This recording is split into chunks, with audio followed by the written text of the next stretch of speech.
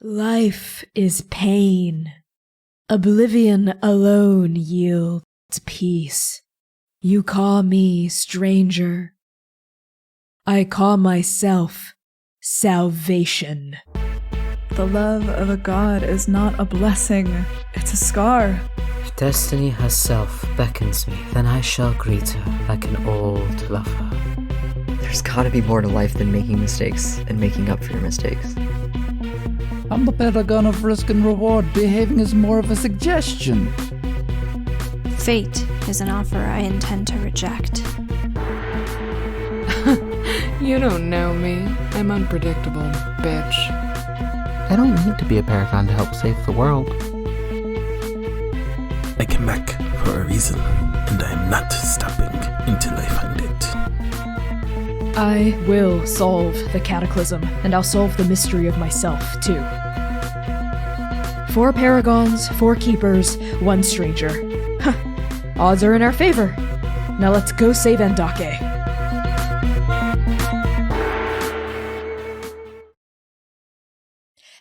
Hello, everybody, and welcome to Arc 6, Episode 8 of Transplanar RPG, The Second Stranger. I am your GM and creative producer, Connie. My pronouns are they, he, and she. You can find me on the internet at byconniechang, BYCONNIECHANG, on TikTok, Twitter, Itch, and Ko-Fi. I'm going to pass along introductions up and over to Dare.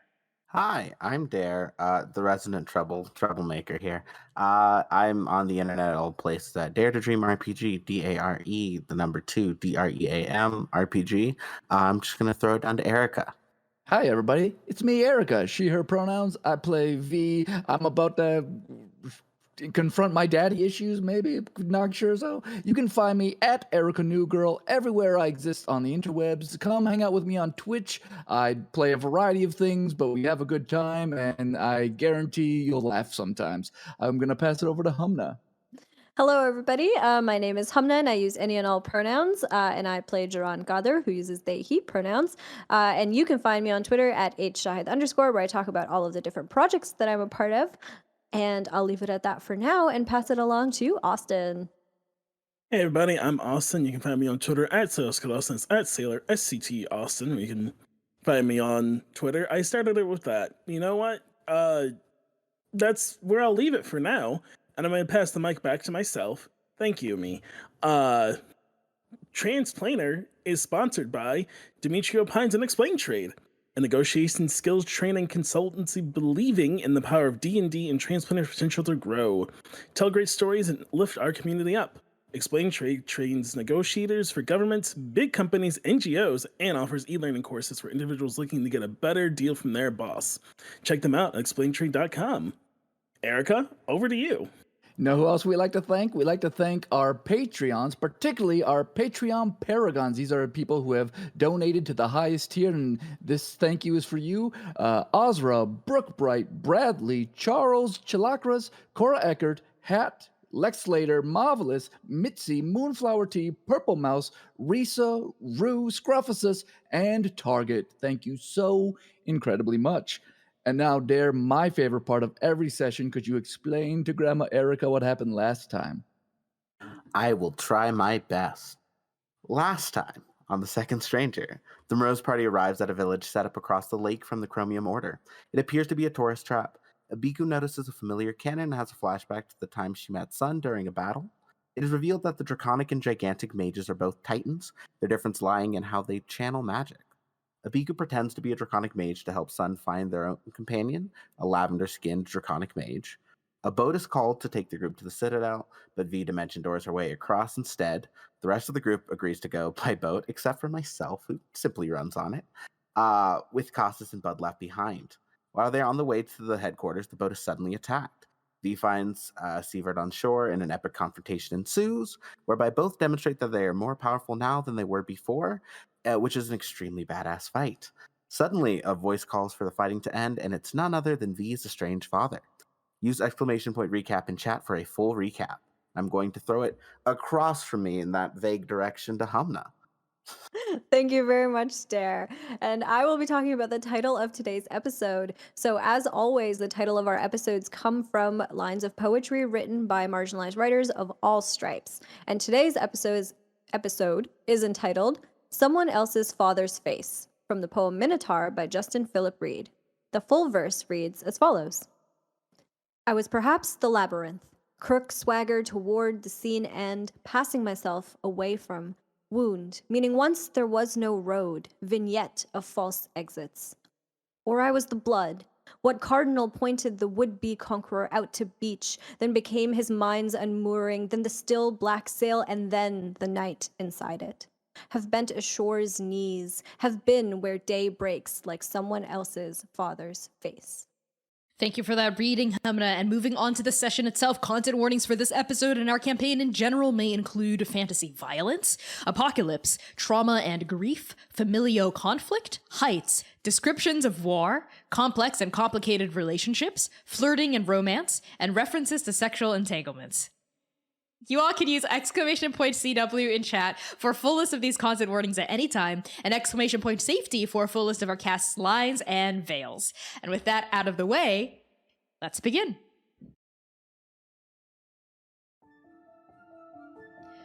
The Iron Citadel stands tall, imposing, proud. 500,000 tons of steel, brick, timber, rock, and earth carved into the face of an icy mountainside.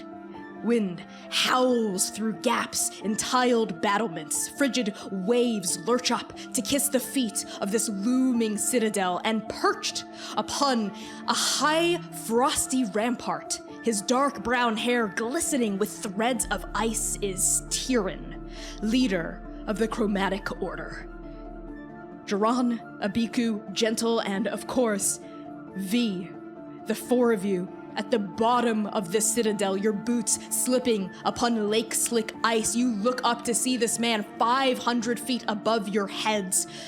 You can hardly hear your own thoughts over the screaming and wailing and howling of the winter gales around you, and yet his voice, when he speaks, rings across this lake with perfect clarity.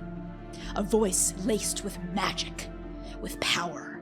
A voice at once dauntless, irreproachable, curious, almost a little extravagant but controlled. A voice that you, V, instinctually, primally, immediately recognize as your father's. And Tyrin, leader of the Chromium Order, straightens and says down to all of you, "You! The one with the wings. Who exactly are you?" V looks up, kind of stands a little bit more up at attention. Through her mind, she's got a few different thoughts racing. V, Vasante, V, Vasante, V, Vasante. My name is Vasante Nakshurzo. A glimmer of what feels like recognition flashes across Tyrin's face. Huh. Vasante Nakshurzo. Do you know the origin of that name, Vasante Nakshurzo? And he steps up onto the top of the banister and steps into the air. But as he does, like fing, fing, fing, petals of ice and snow unfurl beneath his boots to sort of form like a staircase all the way down, right? And his eyes are fixed on you, like razor sharp as he speaks, his mouth open, almost in kind of like a jagged, sharp smile. Do you know, Vasante Nakshurzo, what you are named after? I've heard stories from my mother, but that was a long, long time ago, and I'd love to hear your side of the story. Your mother. Of course. Of course. Paya. How could I ever forget her? Indeed, Sievert. And I think he twirls his fingers and closes it into a fist as his, he finally reaches, the bottom of that, 500-foot descent, onto the ground. And you see that he's maybe, 6'3", 6'4". And as he twirls his hands into a fist, Sievert, who this entire time, has been backing away from the scene slowly, he's been trying to, exit, get out of here. He freezes and pauses. Yes, my lord. And all of you see an expression of intense fear contort this dragonborn man's face, laced through with fury, terror, and rage in equal parts battling within Sievert, but now he's rooted to the spot, frozen. And Tyrin, without even looking at Sievert, goes on to say, Sievert, Sievert, Sievert, Sievert. Fang to Tyrin, my loyal lieutenant, you have been lying to me for upwards a century, haven't you? Lying to me that I have no true daughter. That V, Noxsherzo, is not mine. Is that true? My lordship, please, you have to understand, everything I've ever done was for the good of the Order, was for your sake, was for our mission, for the Chromium Decree, for... And I think Tyrin just raises like a light brown hand at that, and Sievert just shuts up, right? Like, freezes, like his tail just like stock still behind him. And Tyrin, now like level with you, V, turns and fixes his gaze upon you. Visanti Noxsherzo, I must formally apologize to you. I was unaware of your existence as my true daughter. Can you ever forgive me? Oh, wow. This is not, how I expected this to go. I looked for you for a very long time, too.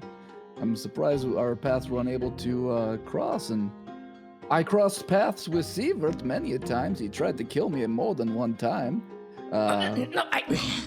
V, I don't think we need to tell any details of our rendezvous to my lord. One of those times is right now, actually. And Geron has been like, I think like in the background of this whole interaction, kind of awkwardly, and watching as V meets her dad for the first time. And he just kind of like pipes up. You tried to kill V right now. Kill is a strong word. You used lots of cannons. I point at like the cannon Sun has like in their mouth. And yet, all of you survived. I knew you would survive. I was simply trying to send a message. Yes, a message about the strength of the Chromium Order. So what I'm hearing is that Sievert failed at letting you know that I exist. He failed at trying to kill me. He failed at trying to get my blood, which was actually very helpful, Sievert. That helped us find a Paragon. It seemed weird at the time, but it ended up being extremely helpful, so I appreciate what you did. And you failed to send us a message just now that's anything other than, I want to kill you right now. So, I'm sorry to tell you, Father, that your Fang is a bit of a failure. My lord, please, I have served you for over a century and a half. You know my heart is true. You know I believe in what our order stands for. You know I would never do anything to spite you, to betray you. Everything I've ever done has been in service of the enough. And at that, all of you feel the weave tense and straighten as Tyrin just sort of curls his hand and Sievert stops talking and he actually freezes, like in the middle of like explaining himself, like he's like someone pressed pause on him and he's unable to move, and his eyes continue to like flick around in their sockets and swirl around and look at all of you. But Tyrin just sort of raises a hand that's been curled into a fist and says, I think I've heard enough, my Fang. The evidence is overwhelming. You attempted to use our beautiful cannons, our ancient weapons to, what? Pulverize my dear daughter under my very nose. Did you not think I would notice? Do you take me a fool, Sievert? Ah, yes, of course. And he like flicks a finger and Sievert is able to talk now. No, my lord, I don't, but please, if I could just I think I've heard enough. I'm sorry you have to witness this. I promise he's all right. I'm just taking him somewhere into the citadel where his poison-laced words won't be able to darken our well of conversation much longer. And Tyrin, I think, ripples his fingers in like a somatic gesture, and all of you see, there's really no other way to describe it. Like, Sievert kind of disintegrates, but not in like a death way. Like, conjuration magic, I think, swirls around him as like the top part of him just turns into like snowflakes, right? Like drifting off almost like butterfly wings, just like he just dematerializes into petals of ice and just swirls away. But again, the kind of magic that ripples around you is the same kind of magic that powers, I think, the teleportation dais at Dr. Luso's that all of you would be very familiar around. Tyrin has put Sievert elsewhere. He's just gone. Sievert vanishes, and Tyrin turns his gaze back onto your party, specifically back onto V. My daughter. That's what you are, isn't it? My daughter. And you're my father.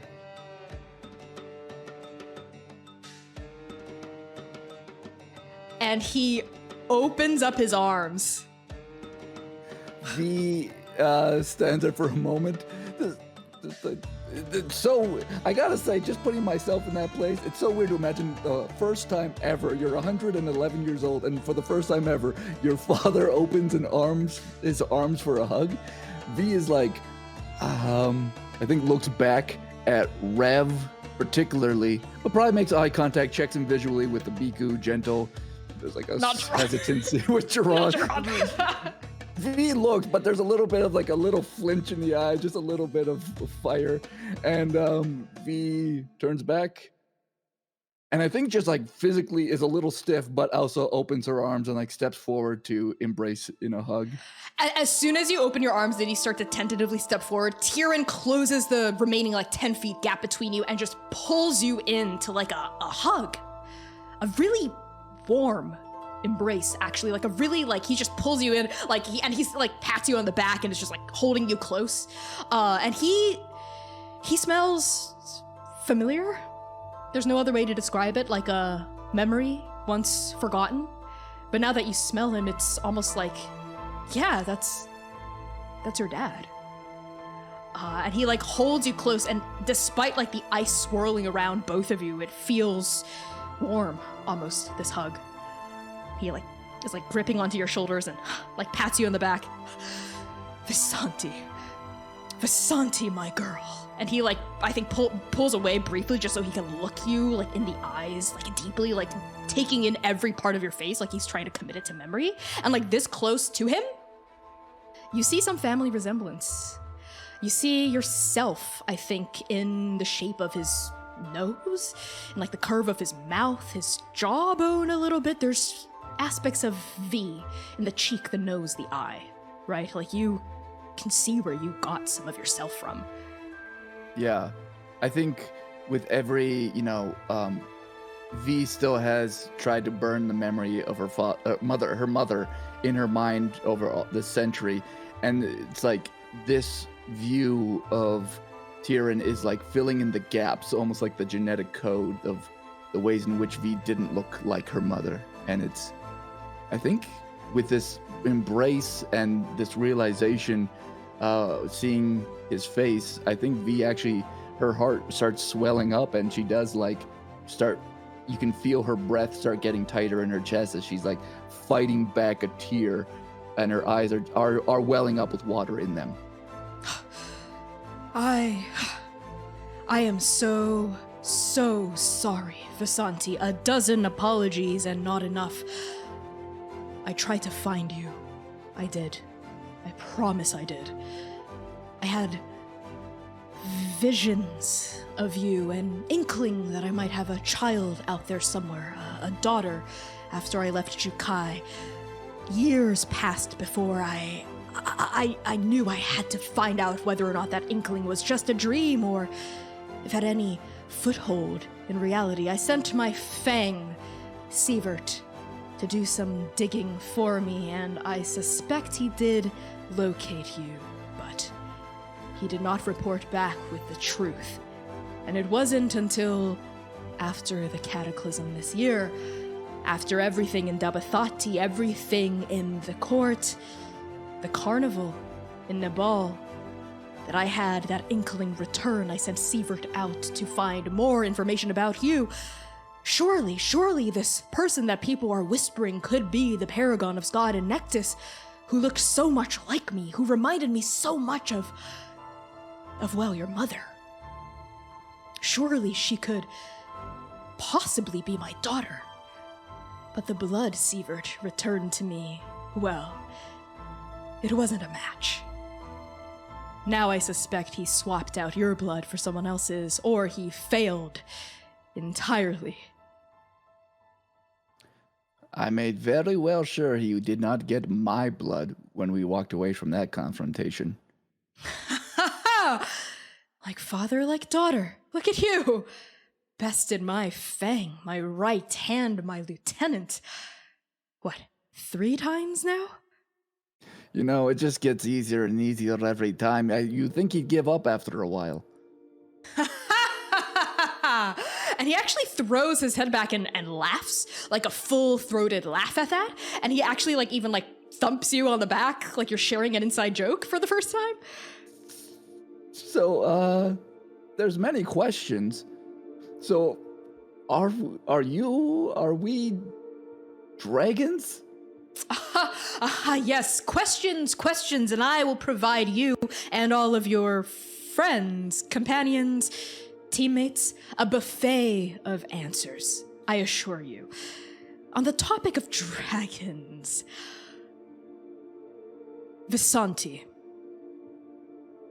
It is true. I am a draconic mage. This is the first time V has heard that particular phrase, draconic mage. So, these are people who... Tell me exactly what this means.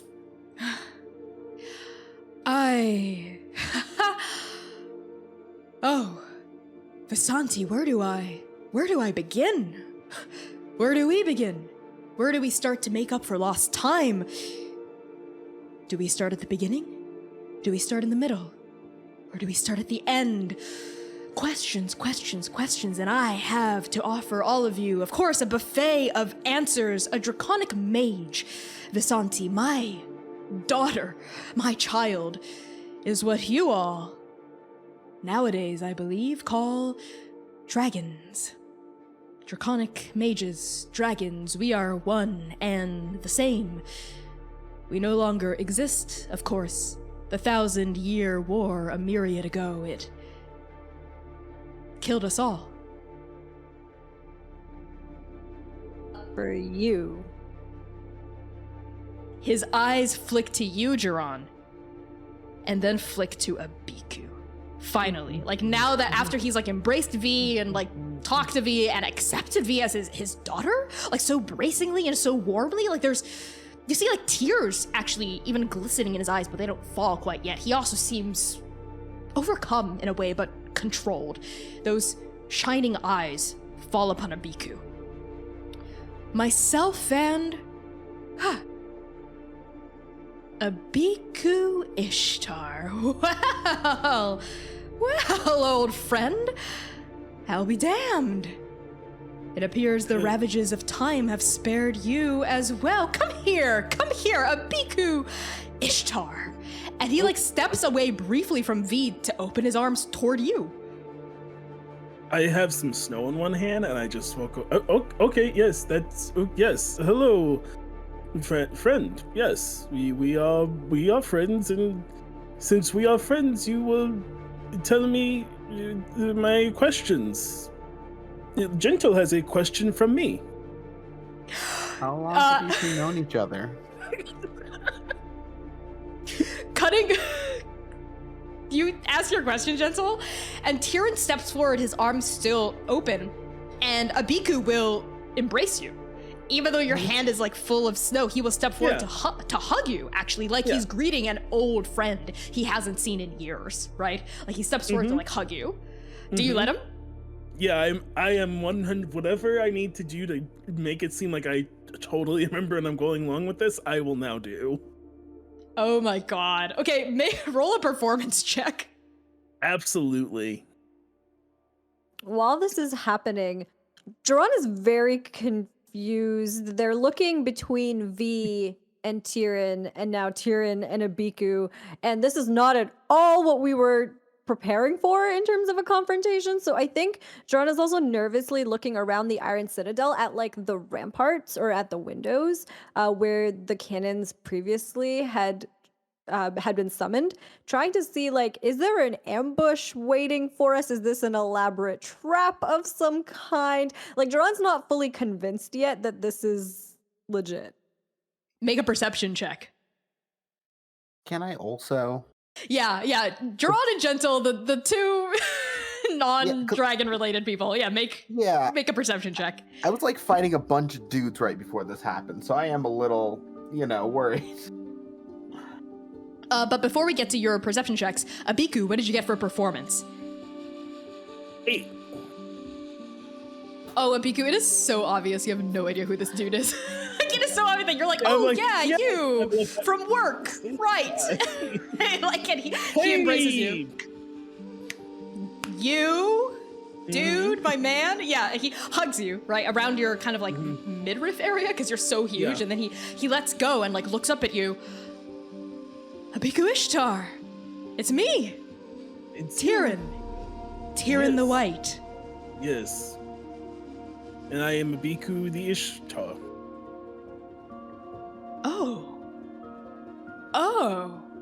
Oh my. You don't remember, do you? I will remember what? You have to be more specific. It's been a long time. He traces a sigil in the air. Like a circle that just like his finger leaves a glowing line in its wake. It looks like an arcane sigil, but those of you who are casters, V in particular, it is not a sigil you recognize at all. It looks ancient, actually.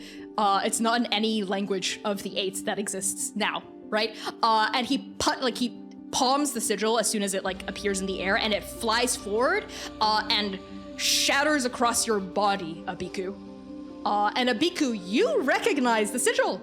It is written in Ba, and the specific word that Tyrin has summoned into the air and punched across your body is a word for recognize, know, or understand.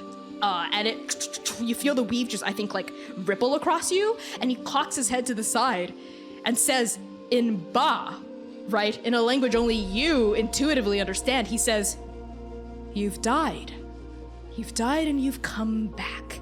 You're not fully alive, are you, Abiku Ishtar?" Oh, I'll answer back. Oh, that is, yes, I am told I am not alive now, yes. My heart stopped beating, I think. I don't have to breathe. I don't eat. I do eat to make other people comfortable, but I don't have to eat. So your memory is a foggy weald. What comes to you? What visions do you see? What omens weave their way through the murk? Mostly someone in the military yelling at me. I see. So, are you here to fail again?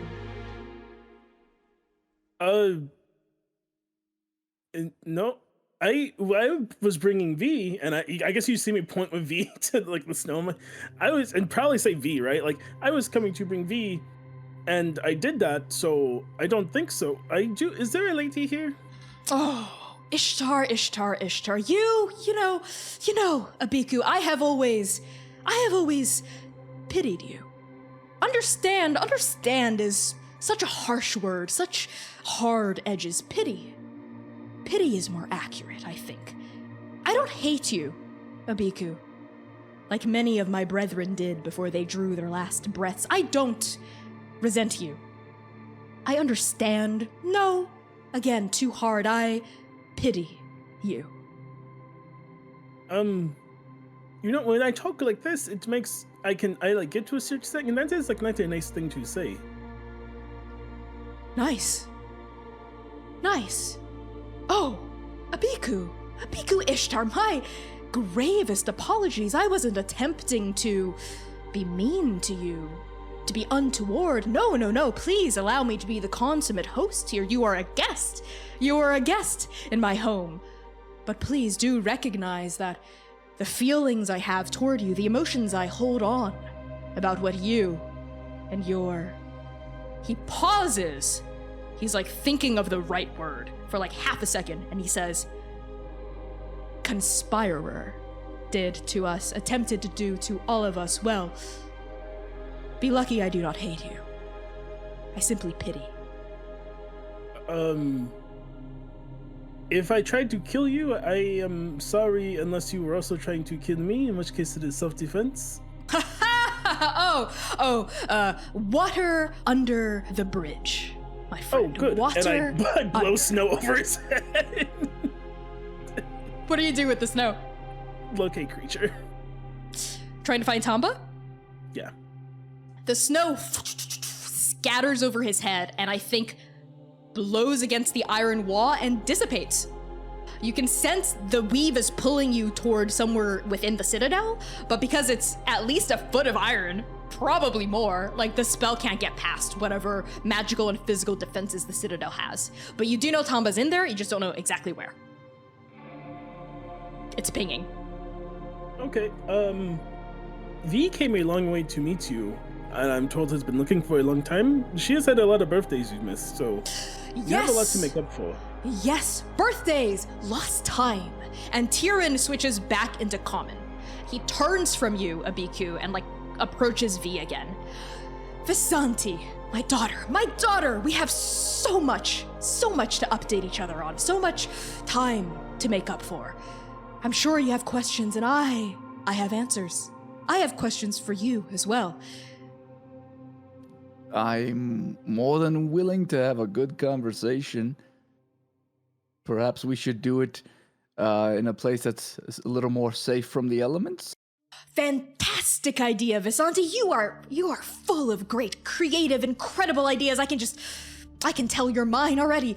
Yes, Visanti, gentle Geron, Abiku, please, stay a while at the Iron Citadel here in my home, please. You are honored guests. Stay a day, stay 3, stay a week, stay a month, stay as long as you would like. We could even celebrate Adolin together if you wish. Please, my home. He pauses as he sees like Gentle raise a hand. Yes, Gentle. No one's gonna be upset about the cannons and the fighting, right? And I like kind of gesture vaguely at the people nearby that I like knocked out. No. Just a misunderstanding, a few broken bones, a couple of bruised egos, nothing that magic can't fix. And I must apologize deeply and sincerely for the actions of my misguided Fang, my lieutenant. Don't worry, Sievert Wrathstone will be dealt with. Now might be a great time to let you know I got a 13 on my perception check. Okay, what about Gentle? I got a 19. Geron, while this whole interaction's been happening outside, you notice that the cannons that Sievert had commanded to open on the wall are going back inside. Like, one by one, they're sort of like retracting back into the fortress. And you also notice that the goons all around you are picking themselves up. They're like starting to like limp away from the scene of the fight. Like they're like cowering away from Tyrin a bit. Like he's definitely the big like dude in charge, right? And they're like retreating back toward the wall. Like none of them they've all sheathed their weapons. And Gentle, with your 19, you can tell that there truly is no ambush waiting around the corner. There are no like secret compartments or doors sliding open with hidden weapons pointed at you. This is just pretty much what you see is what you get. Like the goons are receding.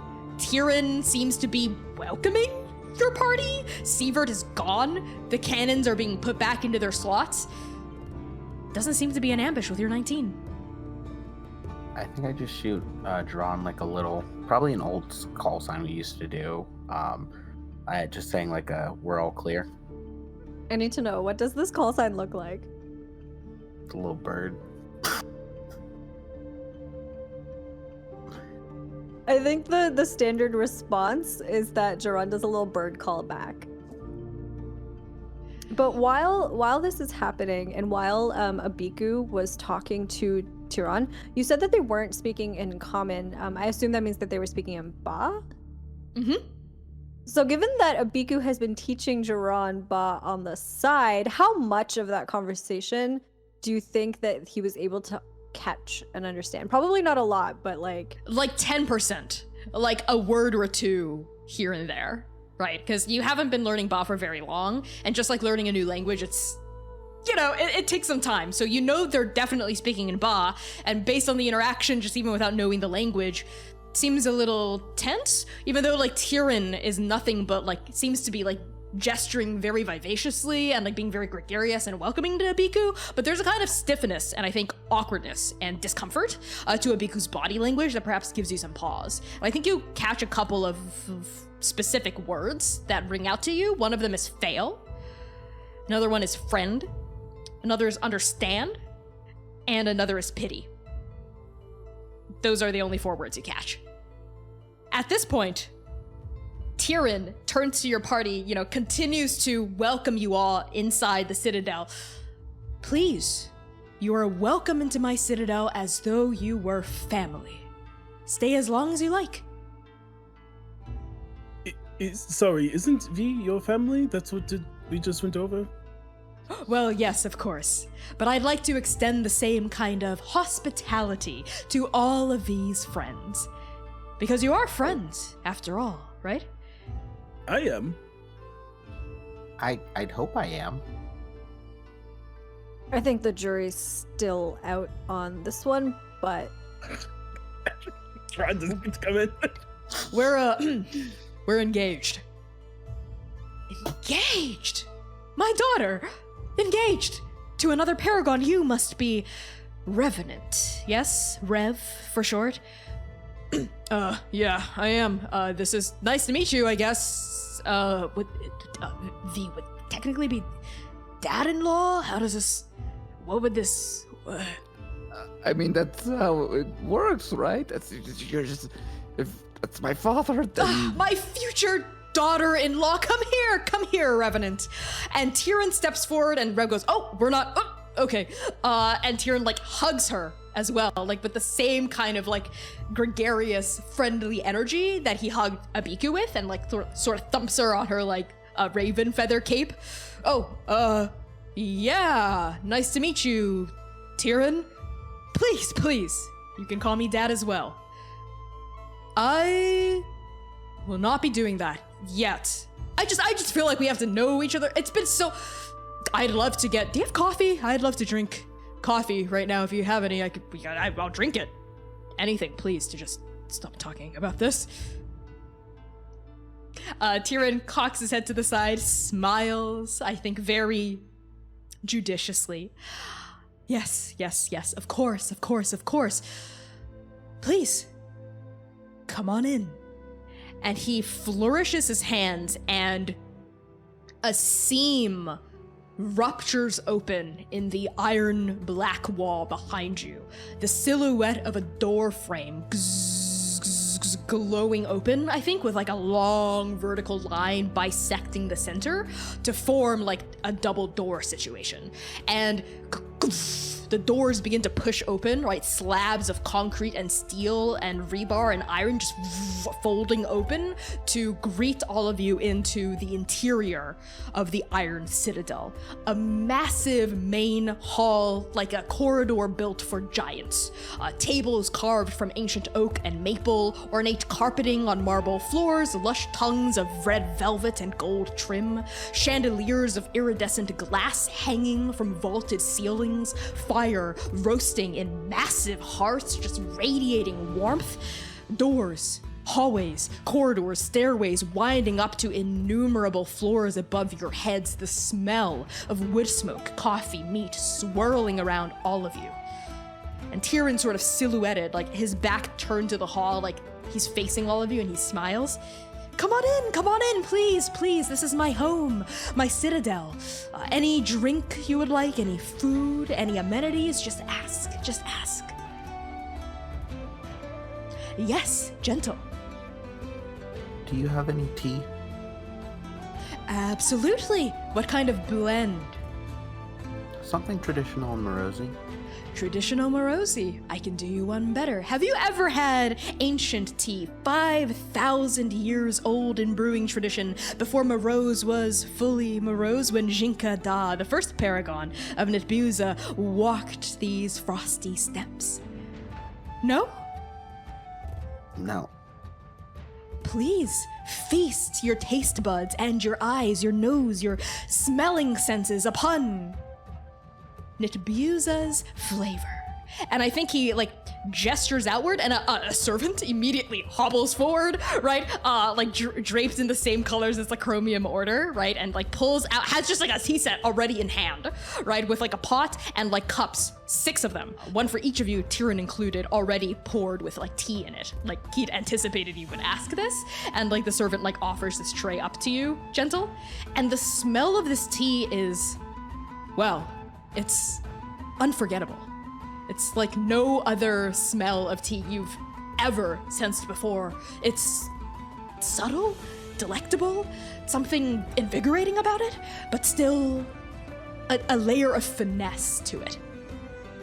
I think you see Gentle absolutely trying their best to not lose all composure. Their hands are probably kind of shaking and happy stimming just because of this is a tea they've never had before, and it's old and ancient, and they're probably trying to keep really cool, and they just politely grab it, and just you see them sort of take a sip and just start mulling it over, and they are gone right now.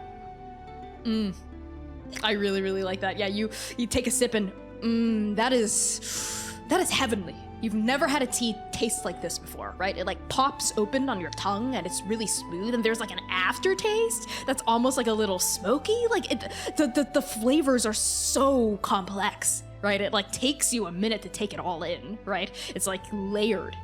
It's a work of art, really. And I think Tyrin sees you happy stimming a little and just taking the tea in and says, "A fellow tea connoisseur, I see." Yeah, you could say that. Well, I have all kinds of blends off to that wing for your perusal. However much longer you'd like to stay here, please, my grounds are your grounds. I have white blends, black tea blends, red tea blends, crimson, purple, chai, whatever you want. Noted. And Gentle's still just happy stimming a little. Any other amenities I can provide the rest of you? Perhaps some hot towels to dry off the frost from your faces, some coffee from 3,000 years ago, beans I plucked myself and roasted, or perhaps a sweet, doesn't exist anymore, but it was created by a small tribe of nomadic farmers 7,000 years ago. I would love to try the sweet, actually, if you're offering. Absolutely. It is made of curdled goat milk blended with horn of Tarask. Question for the GM. Do Tarasks still exist? No. They were an ancient, massive monster that, thank goodness, is sort of all monster hunters feeling about it, no longer exist. Geron is going to very excitedly take these sweets from Tyrin himself for another servant who yeah, bustles forward. As soon as he says it, they come forward with these things on trays. You see the hot towels, right? You see more tea for Gentle. You see these sweets, right? Geron is going to take a bunch of these sweets and noticeably is going to do, not even trying to hide it, is going to do the thing where they take a bunch and then put them away in their pack for later. Especially because they're thinking that the hounds would love this. As other monster hunters like Sitlali, Mercy, Oka, they would love to be able to eat these, or to just even be able to hold something that used to have that has a Tarask in it. And I think that excitement kind of gets stymied a little bit by remembering, like, right, I'm not a hound anymore, and also don't really know where they are. But I think they kind of just like shake that off a bit and like roll this like sweet around in their mouth, trying to savor the different tastes of it. I really like that. I think Tyrin is continuing to lead your party deeper into the hall, even as servants rush forward from dark corridors with like trays full of like goodies for all of you. And as you go deeper into this foyer, you notice that similar to Dr. Aluso's cottage, there are tons of just artifacts and knickknacks all over the place. The majority of them are elevated on like little pedestals and like ensconced in these like glass cases. You see like full-on skeletons of monsters that no longer exist anymore. You know what I mean? And I think like the centerpiece is actually the skeleton of a Tarrasque in the back. Like a massive, like a gargantuan beast that's just towering all the way up, like up past like multiple floors of like a full skeleton set, winding its way like around a staircase built into the flight of stairs and the banister.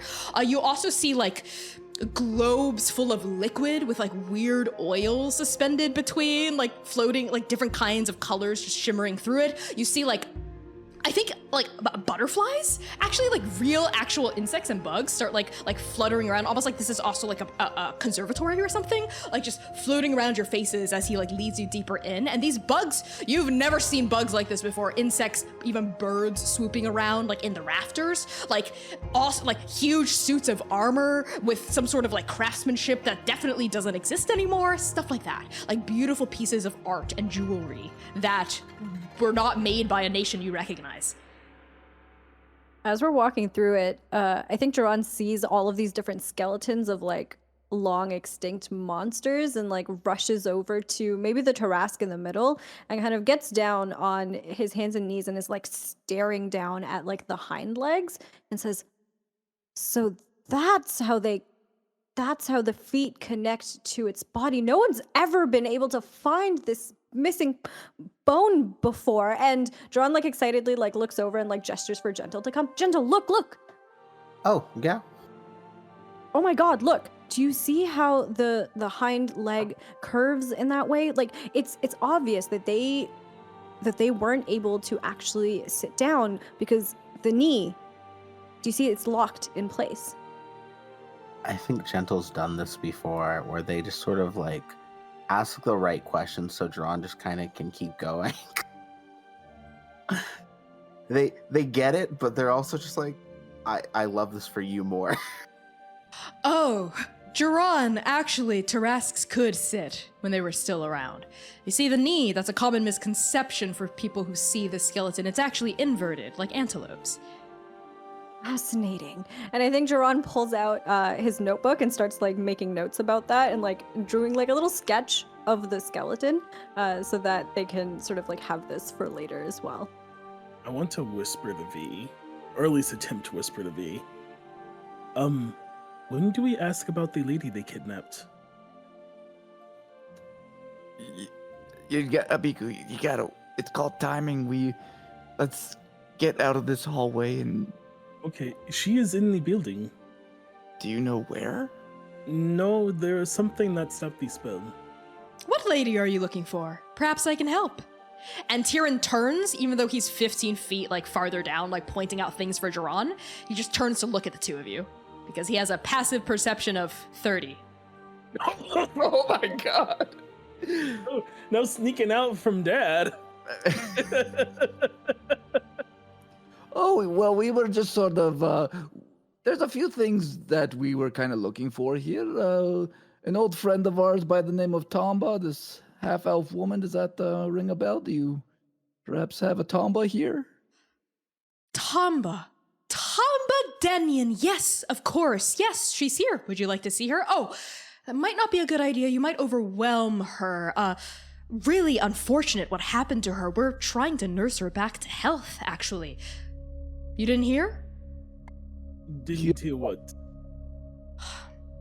A couple of weeks ago, members of my order witnessed a retinue of what I can only imagine were leftover Kusing thugs after Kane, the champion, dissolved that gang, traveling from Talmud toward the Nibalian border. My people intercepted, of course. Something was off, I think, about the situation, and within the caravan, my people rescued a badly injured and poisoned Tamba Denyen from the retinue. They immediately ferried Tamba here to my citadel so I can personally oversee her recovery. After all, well, let's just say we are brethren of a sort, so I have a vested personal interest in her health. She's currently comatose, I believe. We've been trying to rouse her from this state, but you can visit her if you wish. I'm sure all of the prayers and healing magic that you can provide will do nothing but help her in her recovery. Why do you ask? Are you seeking for her? Yes, her wife does not know what has happened. We found her hurt, looking for her. So, like, when you save someone, you should, like, let their family know you saved them? Family? She has family? I was unaware. Yeah. I need to vibe check on this whole situation. Okay, yeah. Why don't you all roll insight if you want? Oh my god, natural 20. 26. For 29. Oh my god, okay. 29 is the highest? Yeah, I got a 10, so... I think Geron is just very distracted by all of the monster skeletons. All the things and everywhere. So... Yeah. Oh my god, those teeth! I rolled a 13. I'm guessing V's kind of more or less like looking at Geron like, we've got things to do. Come on. Abiku, with your natural 20 out of 29, you get the sense that Tyrin is hiding something. This isn't the full story here, right? But the way he's telling it is very, like, he's got all the specifics down and he doesn't seem to doubt himself at all when he's telling you what's occurred, right? But there is something he's not saying, right? He's leaving something out. I say, Inba, what are you not telling us? Abiku Ishtar. So insightful. I should have guessed that a gigantic mage like you would pick up on this. Well, this isn't really my place or my story to tell you, but if you must know what I'm leaving out, it is... Tamba Denyen is also a draconic mage. We're the last two surviving. That makes sense from the other story we were told.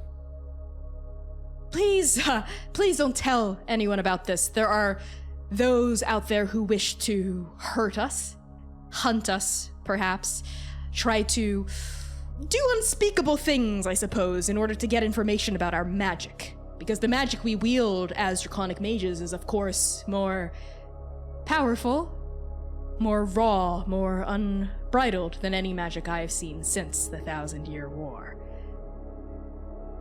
I think V is like a little like... But because you are my daughter, Visanti, my only daughter, my precious one, I'm trusting you and the rest of your friends, companions to guard this secret, yes? I'd rather not anyone else but your party know that I and Tamba Denyen are draconic mages. Things might get complicated if people were to find out. I hope you understand. I mean, as a paragon of Endake, it behooves me to do whatever is necessary to protect everyone in Endake, so if it protects people not to know that the dragons are here, great. And if it protects everyone else to know that you're here, you know, information is contextual, is it not? Certainly. Of course it is, my daughter. Yes, Visanti, certainly, but what are you implying? I still have many questions, that's all. I'm just, let's get to know each other and what we both want out of this situation, and maybe we can come to terms that it's better that nobody knows that you exist, and I'm quite agreeable to those terms and conditions. But let's get to know each other. Let's spend some quality time, maybe over a bowl of, I don't know, ice cream or something.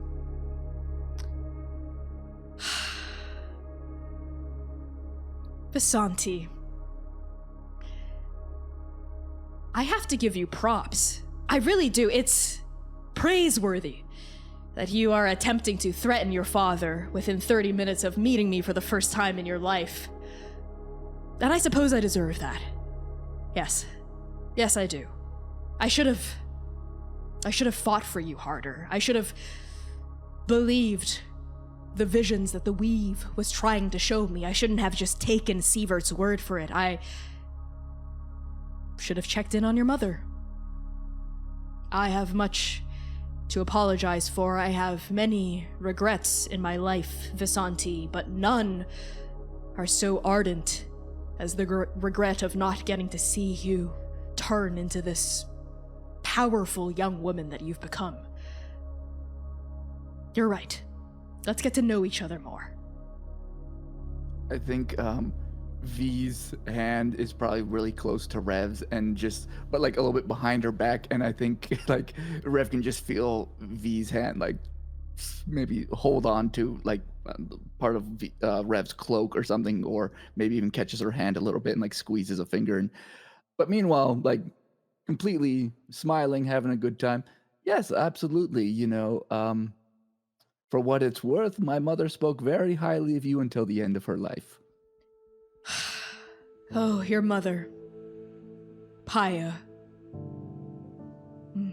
And you see like a kind of faraway look like settle onto Tyrin's face, like almost kind of like softness that's like rounding the hard edges of his smile. He's always been very gregarious up until this point, but he kind of pauses, almost like drifts off a bit as he's like looking off. Paya, she was truly my better half. A tragedy that things ended between us the way they did. And again, I'm sure you have many questions. I'm sure you are angry at me, Visanti. I would be angry at me too if I were you. But perhaps the exact details of my relationship with your mother, any more personal questions you might have for me, we can have a discussion in private. Of course, I wouldn't want, as much as these are my friends, I don't need them here to hear the personal details of my childhood. Of course. And you and I both understand that the most valuable resource in Ndake is trust. And his eyes flick to Geron and linger on it when he says that, and then flick back to you. You're absolutely right. Without trust, nothing can be brought forth that is good in this world of Ndake. I'm glad we're on the same page about something, Visanti. Though the hour grows late, we have days, weeks even, if you would like, to explore the Citadel, to get to know each other. I have a Sievert, a Fang emergency to attend to. I hope the four of you can understand. But in the meantime, my servants will be more than happy to show you to guest quarters. Again, you can have the run of the Citadel as you would like. Yes, Abiku? My brother is on the other side of the lake. Can someone go get them? I will send a boat out to the other side of Nitbuza's teardrop. This would be Costas, yes? And a large dog? Direwolf? Yes, that's Bud.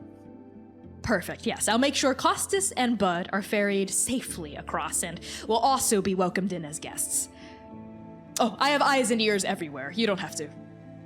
And like he's just sort of like waves like a wrist dismissively, like of course he would know like who all of you are and what your names are and who you're traveling with. Wait, you have eyes in there everywhere, but you could not find your daughter? Abiku Ishtar. You really know just what to say at the exact right time, don't you? We should catch up as well. You and I. We can talk more about the... And he switches to failure. That I was mentioning earlier with you. In private, of course. And he switches back to common. Any other questions, anything else? I really have to run to attend to Sievert. But please, enjoy the skeletons, enjoy the jewels, the gems, the chambers are splendid, I assure you. There's a tapestry somewhere here in the Citadel. One quite old, belongs to Moroz. I would love to see it if you could point me in its direction. Oh, I have a lot of tapestries and a lot of walls here in the Citadel. You'll have to be a little bit more specific, Geron. I believe it depicts the first Stranger War. Ah, yes, of course, that tapestry.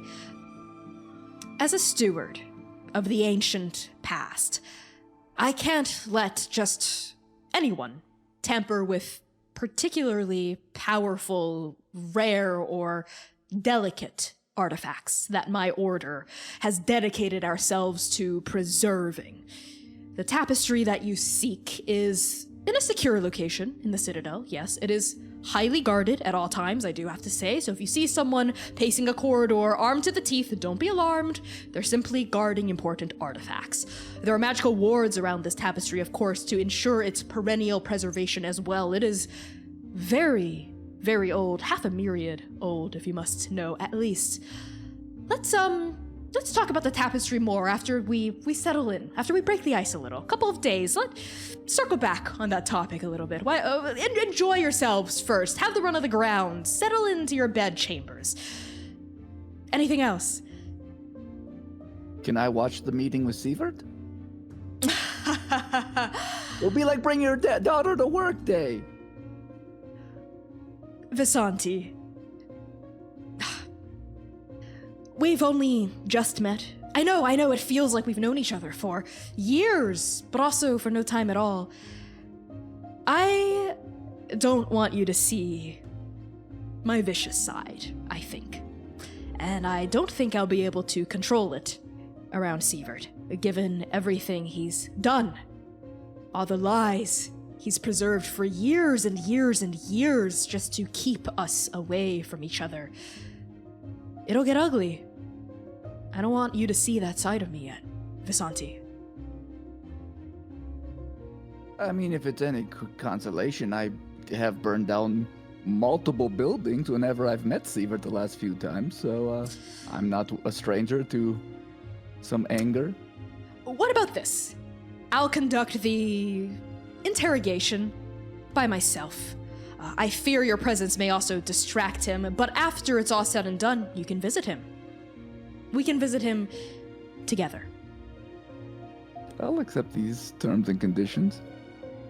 Thank you for understanding. And again, enjoy your chambers. Servants will be there at your beck and call. Just say that you want something, one will come hurrying out of the shadows.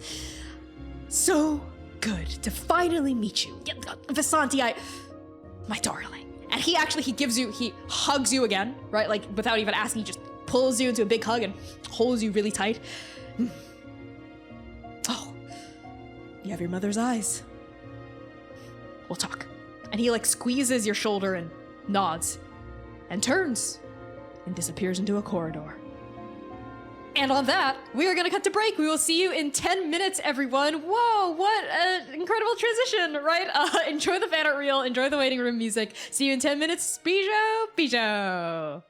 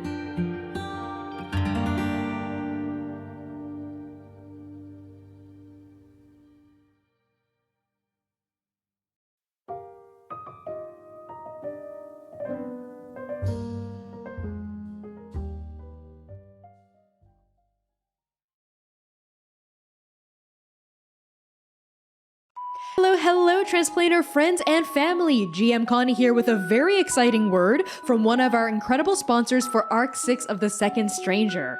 Roll is an alternative to complex virtual tabletops, instead serving as a people-first online play and creation platform for TTRPGs and all sorts of social narrative play. With a focus on high-quality video, intuitive code-free creation tools, and simple, seamless gameplay for everyone, Roll is the easiest place for you to run your games online. Also, with Roll's drag and drop sheet builder system, you can create content for any game you want to play, even your own homebrew hacks. Tell the stories you want to tell. Roll empowers you to do so. Also, Roll is 100% free for anyone to use all the time. So sign up today and run your next game at playroll.com. Roll, you can play with us.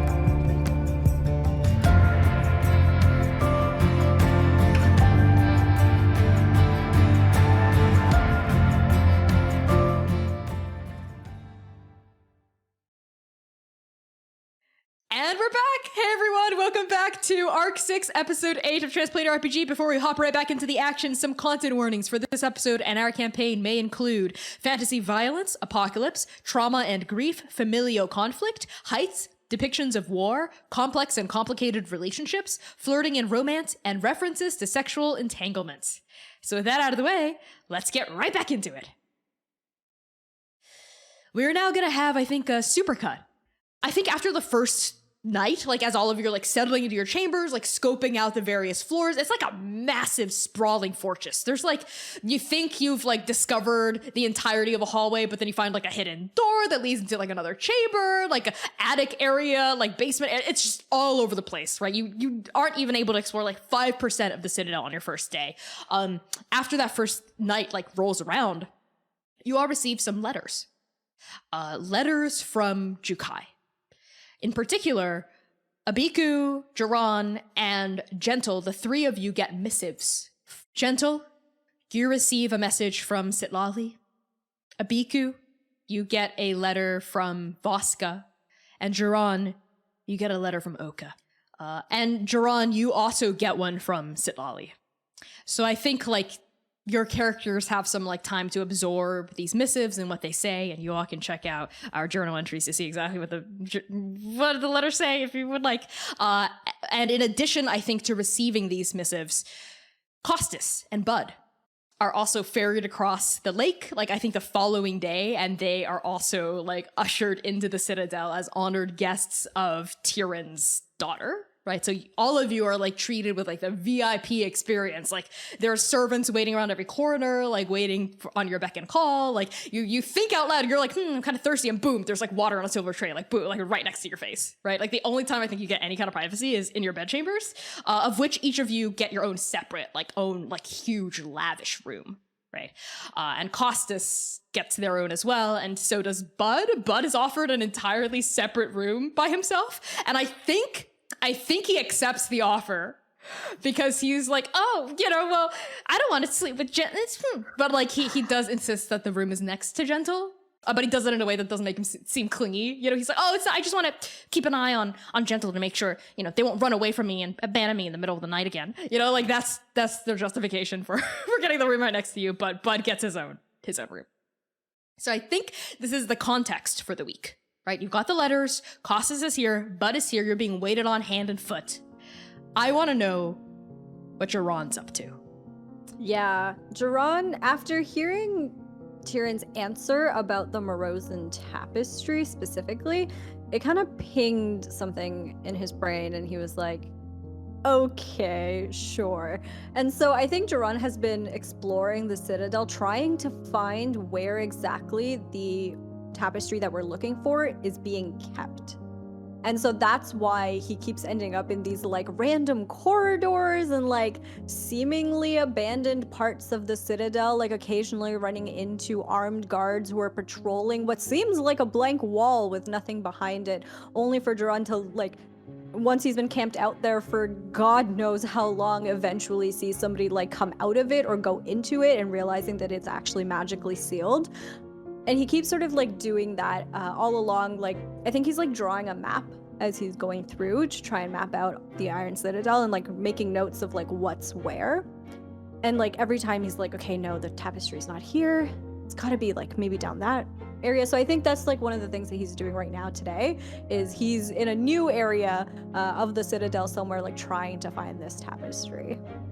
So let's say it's like 2 days into your stay at the Citadel and you're trying to locate the tapestry chamber, which, oh my god, based on your map, you've only got like a tiny corner of it like mapped out. Like it's gonna take you a minute. Like just if you're gonna go like corridor by corridor, it's gonna take you a long time. And that's just a single floor.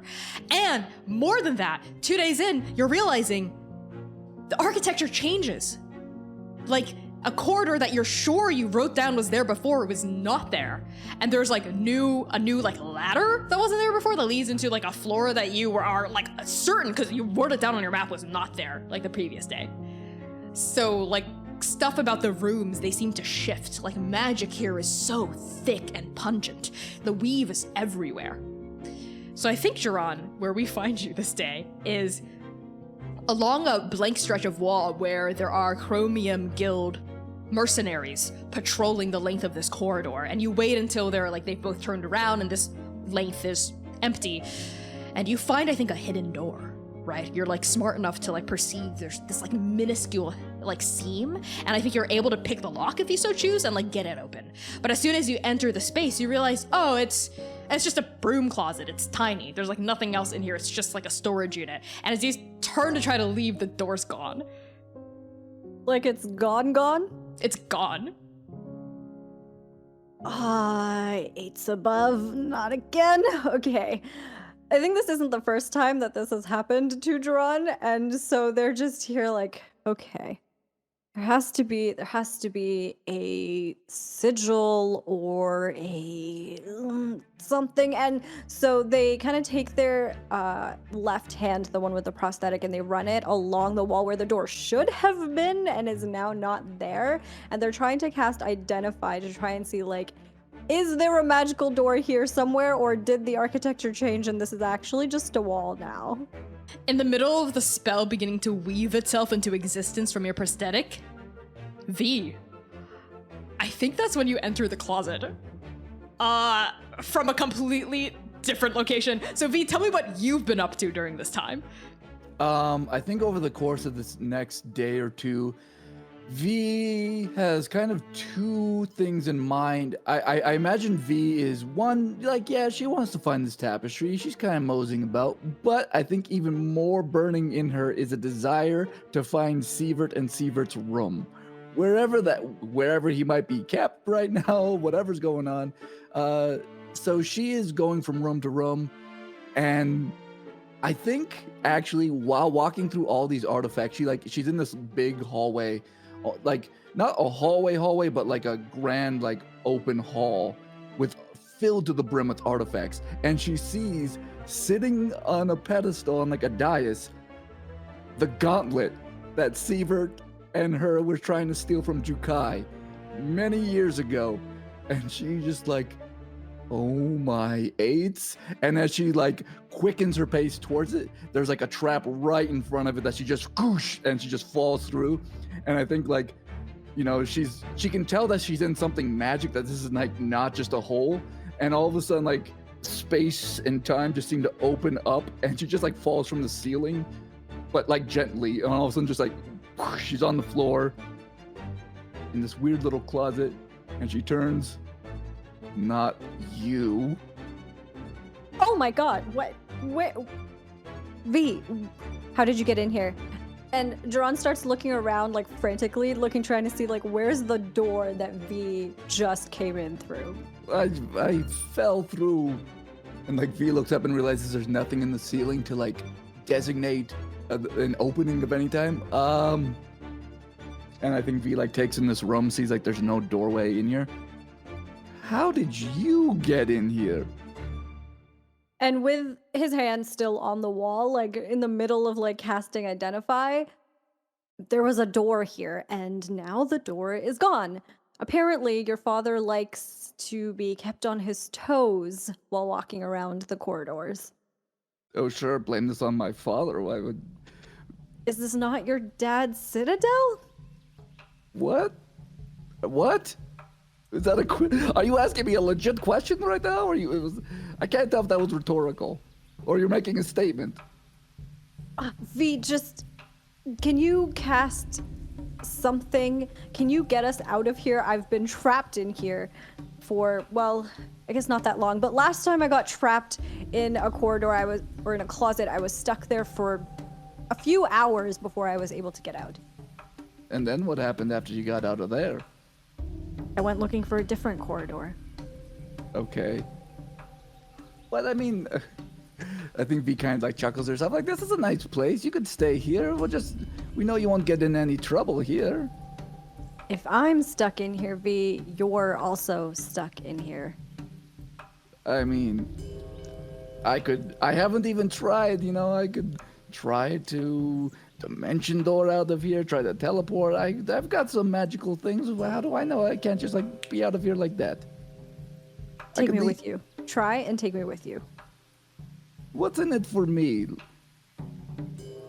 An ally not being trapped in a closet for the entirety of the rest of our stay here? There might be people who we both consider, you know, acquaintances that might enjoy that you're stuck in one place and can't cause any harm to anybody. V, I know that you and I don't necessarily get along, but I think Gentle might be right. If you have something to say it. We're not going anywhere. Honestly, what in all of the 8 were you thinking to try and not only negotiate with Adam after I told you not to, and then you consider, oh, this idea of killing a paragon will change fate and time and Oka will live. Like, what went through your mind? Are you actually asking, or is this rhetorical? Do you actually care to know why? If it was rhetorical, I would have just tried to get out of here without you. Fine. I recognize that what I did was wrong. I want to preface this with that. But if you're asking, the reason that I did all of that was because, well, first of all, I didn't even think that I would meet Adam when I went into the Chrysalis. I remembered what you said about not talking to him, and I got caught and was forced into a conversation with him. I couldn't exactly just pretend he wasn't there when he was. And then when he spoke, he said things that, well, they kind of made sense at the time. Which I guess is just how he works, how he tricks people. I recognize that now, but at least at the time, it seemed like a way to undo prophecy. Save not only Oka, but also you as well. All of the other Paragons. I mean, I didn't know Old Mama Lightning at the time. All I knew was that she was working for a criminal organization. It didn't seem like that bad of a price to pay, I guess. People might have said at some time that V dying, being killed, wouldn't be that high of a cost. You would have looked at what I've done in my life and said, we won't miss her. And, I mean, just based off of what Oka has said about you, it seems like that's no longer the case, right? Do you know how I know that you can't trust Adam? How? The reason why I was promoting the Chrysalis so hard after we got Vanash, I made a deal with them. I said that I would do what I did if Adam agreed to kill Sievert.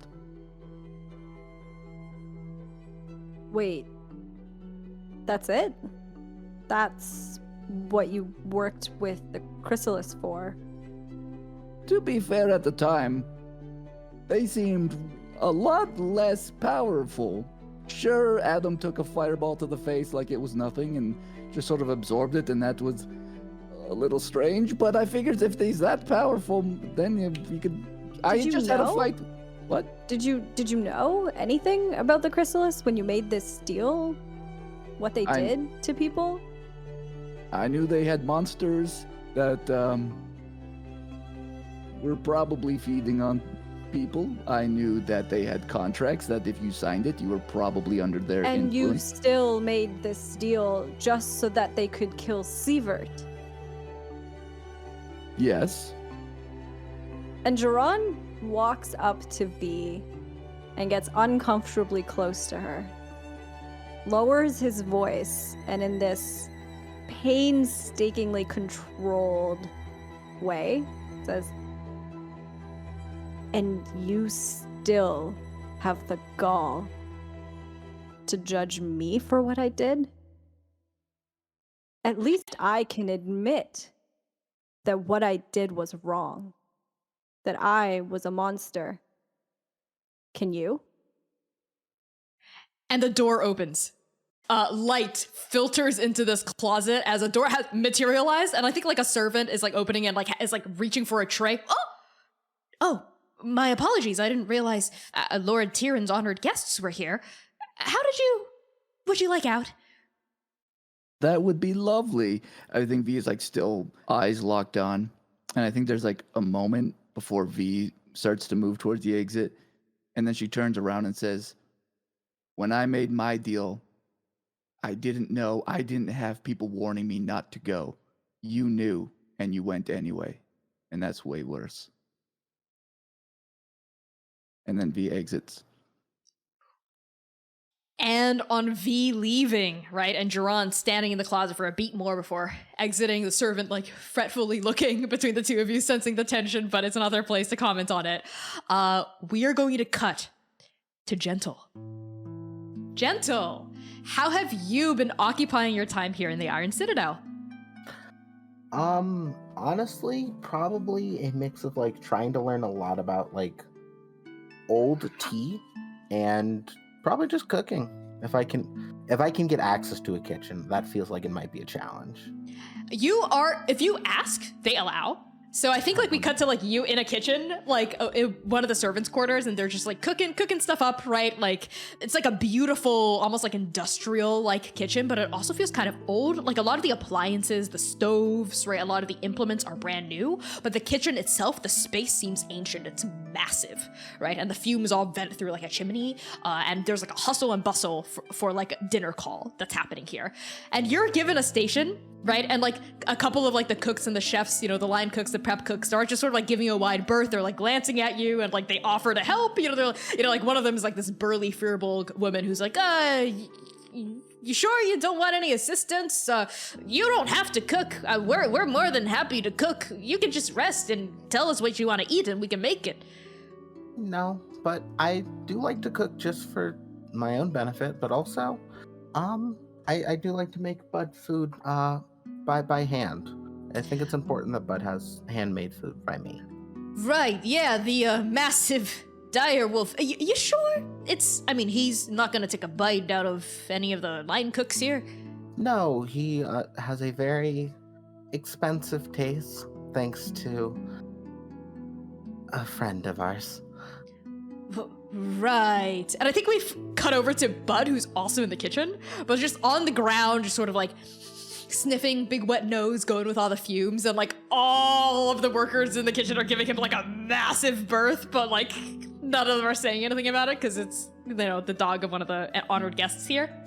Well, all right, if you need anything, if you want to know where all the ingredients are, where any of the knives are, etc., just let me know. Thank you. Yeah, absolutely. Is there anything you want? Like, I know No. cooking. Oh, don't worry about it. That's our job. We love it here. Yeah, the pay's really good. You know, the benefits are nice. But I don't mind though. I can cook. No. Please. It's our job. We take a lot of pride in being able to make really good food for the guests here and for all the chromium order folk. Fair enough. Well, yes. I'll make extras, so if you want a little, feel free. Oh, please, no, please don't make extras on our account. If you do happen to have leftovers, I might take a bite or two, but it's fine. It's fine. It's and they're like chopping a carrot and not looking at the carrot as they chop, right? Just really fast and putting it into a stew while they look at you. Yeah, I think stew is actually the operative word because I think Gentle's going to make a big stew, and Gentle knows how to cook for a lot of people. So yeah, Gentle's just gonna quietly get to work on this. Yummy. And Geron, at what point during the cooking process do you show up? I think as Gentle is kind of in the part of making a stew where you just kind of have to stand over the pot for a long time and just kind of like stir it every now and then, you know, when you're kind of nearing that stage of the process. That's when he shows up, and he actually walks in with his hair up in a ponytail. I think he's been wearing it that way more often since the visit to Kane. And they show up with their hair in a ponytail, and they're holding this like very small pair of like round objects in their hand. And they walk in and they kind of like peek their head into the kitchen. Gentle, I thought I might find you here. Ooh, what? That smells really good. What is that? Oh, I was just kind of making a stew. And like Gentle like leans in and whispers in like Raven speech. They said they couldn't have any, so I'm gonna make a big helping for everyone, so they can get some too. And back in Raven speech, Geron will say, "That's a good idea. I mean, I think they deserve it after all of the work that they're doing." And Geron just kind of like nervously like smiles at like one of the cooks that are nearby. Between you and me, it's kind of uncomfortable to just say, you know, what if I had this, and to just suddenly have it be shoved in your face. But that's not why I'm here. Actually. And Geron just kind of like straightens themselves, and they clear their throat, and they look kind of nervous, and they hold out the objects in their hand. I was tinkering, and I made these for you. Put them in your ears. Okay. Sure, and Gentle will do it. when you put these like small little objects in your ears, they're like very soft and they kind of go into your ears very easily. And you suddenly start to hear like brown noise going, this like deep, like resonant sound that is just constantly playing on repeat. And as you do so, I imagine the purpose of this is essentially to help with sensory overload. It's to help with sort of like any sort of extraneous sounds that you might have and to sort of like calm, gentle, and like focus him a little bit. Mechanically speaking, I'm using my magical tinkering in order to imbue a tiny object with a nonverbal sound. Really nice. It's incredibly sweet. Do they work? I wasn't quite sure. I mean, I tested them on myself first, but it was I feel like our experiences might be a little bit different, so I wasn't quite sure if it was the right frequency or the right sound. If it's No, Geron. I think like Gentle just kind of takes a second, like maybe about 10 seconds, just sort of getting a feel for it, and then takes the right one out. So this works because with one I can still hear everything around me just in case something goes wrong, and this filters out a lot of it. So thank you. Did you want anything back for this, or? Oh, no. And Geron just kind of like rubs the back of his head like nervously. No, I just thought that it would be nice to give you something, especially now that I'm could use the practice anyway in order to make things, and you're always making us tea, so I figured that this might be a nice way to give you something back. I think like Gentle takes just big consideration of that, like kind of lost over how this gesture is incredibly kind for them. And Gentle just sort of looks and smiles, like in a very, I think, just honest and sincere big grin. I want you to understand that this may be the greatest thing anyone's ever given me. It's so loud normally, and like this, I can think a lot clearer. And I think Gentle even begins to like, eyes begin to water a little bit. Are you sure you don't want anything back for this? Like, I need to at least make you a special tea blend or something. No, Gentle, stop. And Geron gets a little bit closer to Gentle and holds their hand, one of their hands. It's just a gift for you. And I, for one, would love to hear your thoughts if you're willing to share. Sure. And like Gentle, I think honestly puts on a more pondering face. I mean, I've been thinking a lot about the hounds and you and me and what happens after we save Indake. When you, I mean, I guess I still consider you hound, but when you were fired, I had to think about what happens if I were to be fired or the hounds were to disband.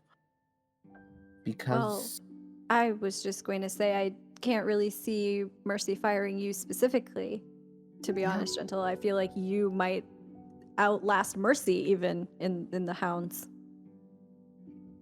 I was thinking about what if Mercy retired or anything, because I mean it's Mercy's name.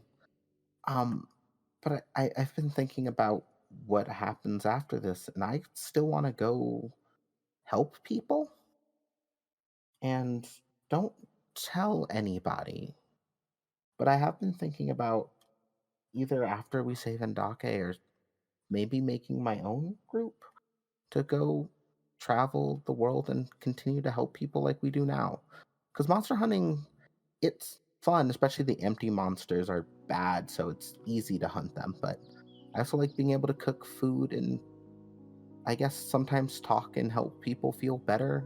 That's something I like a lot more. So, like, a traveling mercenary group if we were to not kill people, but kill their demons, I guess? Yeah, kind of like doctors, but like doctors who fight things a bit more. Yeah. Okay. Yeah, what would you call this group? I have thought of a name, and it could be not good. And lay it on Gentle, me. like, is a little excited about this. The Gentle Wolves. I really like that, actually. The Gentle Wolves. It has a nice ring to it. I would like to put in my application for the Gentle Wolves, if I may. Oh, that's really funny, because I was just going to ask if you wanted to be my second whenever we form it. I would love to, Gentle. Yes. And, like, Gentle's very, actually, like, happy about this. Yeah. Well, I guess we can figure out the building of, like, this stuff later. But I also want to make sure that we get treated right and, like, everyone gets benefits and stuff. Since Mercy, you know. But I want to be able to take care of all of us. And I know you will be good at helping me take care of me to take care of you all, if that makes sense. That does make sense.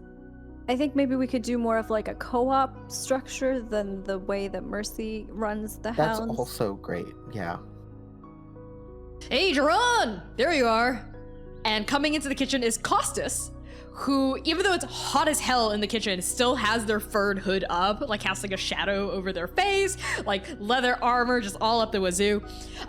Twin swords strapped to their back perennially, like they're never not armed to the teeth. They like sort of pick their way, over Bud, and they actually say, "Hey, low five, buddy." And Bud raises a paw and they high five each other on Costas' way in. Seems like they've bonded while you were separated.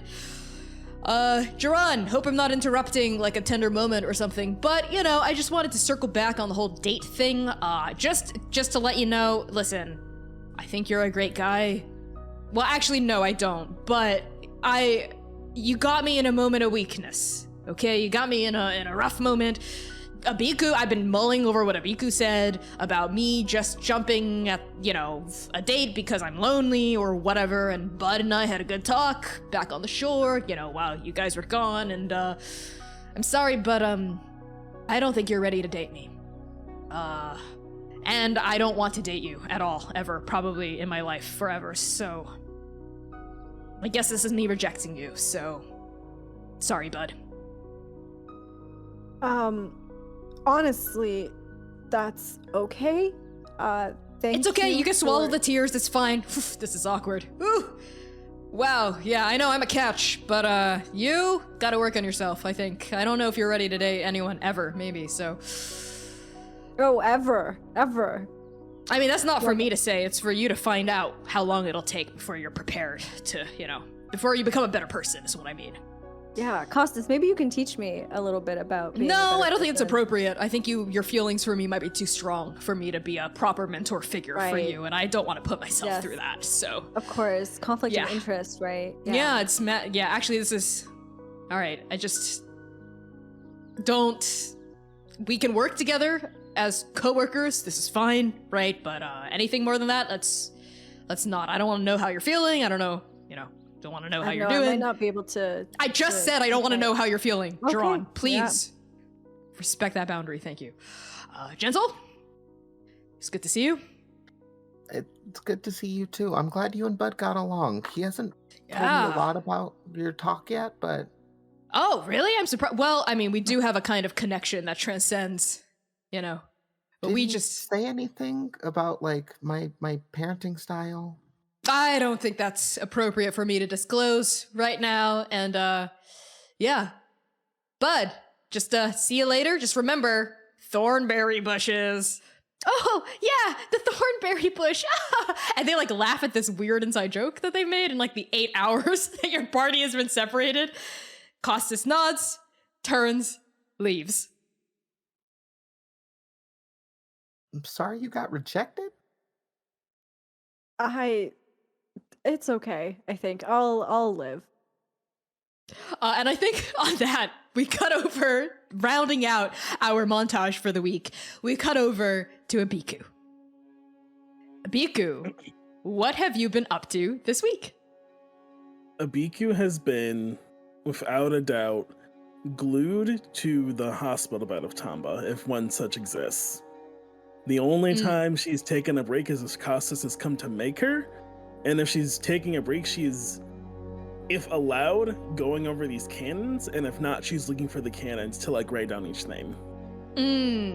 Abiku, I think you have been led to like a private little medical ward and allowed to see Tamba properly, right? Like I think the first time you see her, she's lying in a bed, eyes are closed. This half-elf woman, very muscular, right? With this like kind of short hair, crop of like butch hair, just like arms splayed out in front of her, like above the blanket. And I think there's like these like arcane, I think like sigils floating around her, ding, ding, ding, like pinging, like radiating, I think like a kind of healing energy. And she's just there, like almost like she's in a deep sleep, right? And there is, I think, a mage nearby who's like sort of like swiping, like a chromium mage, like swiping through the sigils and like pulling a couple like wards down, a couple up, and they like nod and leave to like give you time and space to like look at Tamba. And I think you would be able to tell over the course of several days that Tamba, I mean, what Tyrin said seemed to be true, seems to be in like a comatose state or some sort of like deep unconscious state of being. And I'll let you make a medicine check if you want, to sort of see if you can discern more about what's afflicting her. Let's see. 17. 17. Poison. Sort of like how Tyrin said, Tamba seems to be in this state because like some sort of deep, very vicious neurological, some sort of magical poison is like preventing her from gaining full function over her facilities. And you get the sense that like with your 17, the sigils seem accurate for like keeping the poison from spreading further, right? But like it seems like maybe the medics are currently stumped for how to draw it out. Okay, so I have a spell, Healing Spirit, which is usually you summon it and it like gives you 5 HP every round or whatever. Can I try to use this spell to summon this spirit to try and remove a toxin? Because like I want to try and use magic to try and remove this toxin, so I want to like summon this spirit to help me. I think based on how this toxin works, why don't you just tell me what the spirit looks like as you summon it? I think it is a nondescript humanoid shape, so it's like humanoid shaped, like 2 arms, 2 legs, a head, but it's like all this like purplish light. I think it appears like a silhouette of it just floats, I think, across the bed from you and starts to sort of like, almost like an aurora borealis, like comes out from its hands, its like nebulous arms as it's like trying to like pull this poison out of Tamba. But nothing happens. Like this healing spirit, this kind of magic isn't sufficient, you get the sense, to like draw whatever like deep neurological toxin is racking through Tamba's body. And I think right before the healing spirit dissipates, like you dismiss it, you think you catch a glimpse of short twists in their hair, and then it's just gone in a puff of like, I think, purple haze. It's Abiku will take, I'll take Tamba's hand, and I'm just gonna be talking to her about like how her wife misses her and she's looked so like, I'm just like reminding her that like she like to keep fighting if she can hear me. And I think it's on this scene that we find Gentle entering. Hi. Oh, hello. How are you doing? I not well, but not as bad as Tamba. That's fair. Do you want to talk about it? I don't know. Do you know anything about healing people? Yes. I think I feel so bad because Tamba has someone here who, not here, but, you know, that cares for her, and like she doesn't even know where she is. She doesn't know what happened to her. I can try to see if I can help at all. And can I make a medicine check? You can. All right, this is a good stat there. Don't mess it up. 26. This poison is really intense. This is one of the most sophisticated neurotoxins I think you've ever diagnosed or encountered. It's like a very, very rigorous one. And knowing that, like, regular healing magic won't work. It requires a specific antidote. But with a 26, I don't know if you know what the ingredients of the antidote would entail. You'd have to, like, get a better sense of the poison first. Like, draw it out somehow. Okay, I have an unhinged question. Yeah. Is there any way I could draw it out? Because I am legally immune to disease and poison. That's true, you are. So the process of drawing the toxin out could kill Tamba if you roll poorly, I would say, if you're like actually trying to like physically draw the poison out through her pores with magic. But if you just wanted to get a sampling out so you could try to figure out an antidote for it, the risk would be much lower. Sampling is what I'm aiming for. Okay. How do you use your monk prowess to do that? I think it is sort of a full body like check of everything. Like the gentle is very perceptive, I think, of like the body in general, especially with the healing hand, sort of doing a scan over and seeing what, like, where are there like things that feel off, almost like a body vibe check, I guess is the best way I could describe it. If that suffices. Sounds good. Yeah, I think maybe you put your hands over and like sort of sweep up and down, similar to how we saw Bosca sort of coax out the soul during the interlude episode, right? You sweep up and down, and I think we see little particulates of poison starting to float up through Tamba's pores. So I need you to make me an Arcana check to see how successful and stable the magic is. Oh, Maybe boy. helping at all? You can help. Tell me how. Okay. Can like Gentle be instructing me on what to do? I didn't know if that would be sufficient to me helping or if that would be distracting. Because like I don't do this. Like I've seen Vasca do something similar. Talking during to Gentle during them working on stuff would probably be more overwhelming than less overwhelming. Okay, then I probably can't help. Yeah, all right. Everyone believe in me. Okay, not great. That's a 12. 12. You're only able to draw out a little bit of poison because anything further, you're probably gonna hurt her or make her condition worse. So just a tiny little bead, I think, of this like swirling, like it's like a milky white kind of poison, like serpent, you know, like venom. You know what I mean? When you milk a snake, it's like a milky white poison that just swirls in a bead up, and that's all you get. Okay, so I got some. It could have been better, but maybe we can get someone who's a bit better at the analysis part of this to help figure out the poison and how to like fix it. Yes, that could be good. Would you like to walk with me? I've been here, I think 2 days. It's hard when you don't sleep. Yeah, I'd love to. So, how have you been? Tired. Like, do you need to take a nap? No, like, just worried about everyone. Oh, yes, I was worried about everyone for a while, and then I stopped caring, and I don't know if that's better. That's... as someone who cares maybe too much from what I've heard, maybe caring some is still good? Well, it was just very... exhausting. Yeah. Caring, like, trying to help the Paragons, with the whole, like, Dewey thing, and then there was... It was not a great departure. That understandable. I personally think that caring at least a little bit is good, because then you have something to fight for, and I think you can care too much that you can get a little too ambitious.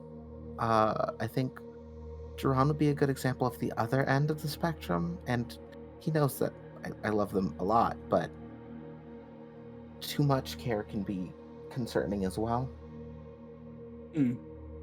I have a hard time, because when I care about people, I think I care too much.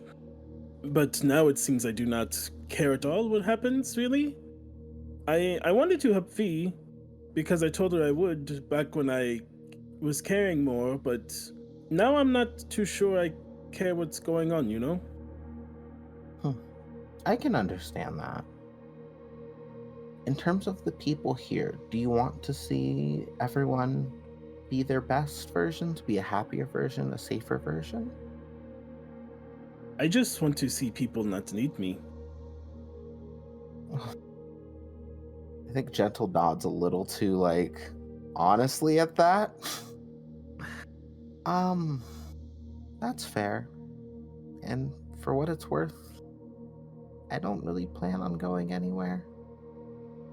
But you are a good person. Everyone here is a good person, I think. Except I'm told Geron's not a good person. I don't know them very well, so I can't make my own judgment call, but you are a good person, and I know V and Rev and Costas. I don't know V's dad, so I can't speak for him either. From how I see it, I would say that you are a good person. You are very direct and honest in a way that I think is helpful. At least for me, I appreciate it. And I think you care a lot for what you remember. And I think you are still helping save Indake, which I think that's ultimately a really good thing to do. And sometimes I am worried I am just trying to make up for something I failed at. Fair. But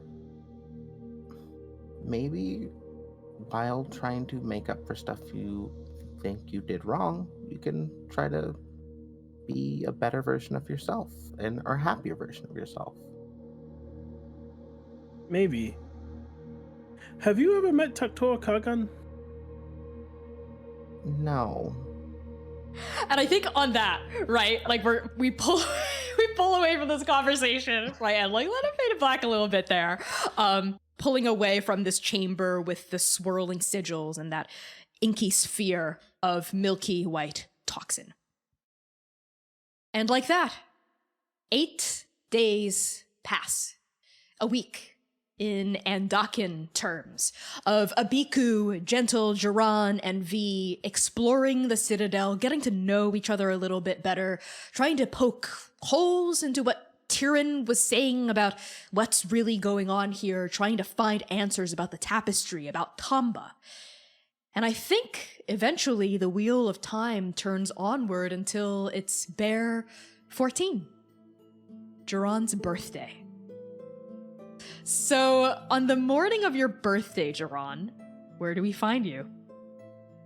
I don't think Geron is expecting anything for their birthday, because with the group that we're with, maybe with the hounds, it would have been different, but given that the group that we're with and the animosity, to put a fine point on it, between some of the people here, yes, I'm looking at you, V, I don't think Geron is actually expecting anything, so maybe on the morning of their birthday, they're just poring over their notes of the Iron Citadel, and of anything that they've been told by Elder Pohaku and anything that they may have learned previously about the Moroz tapestry.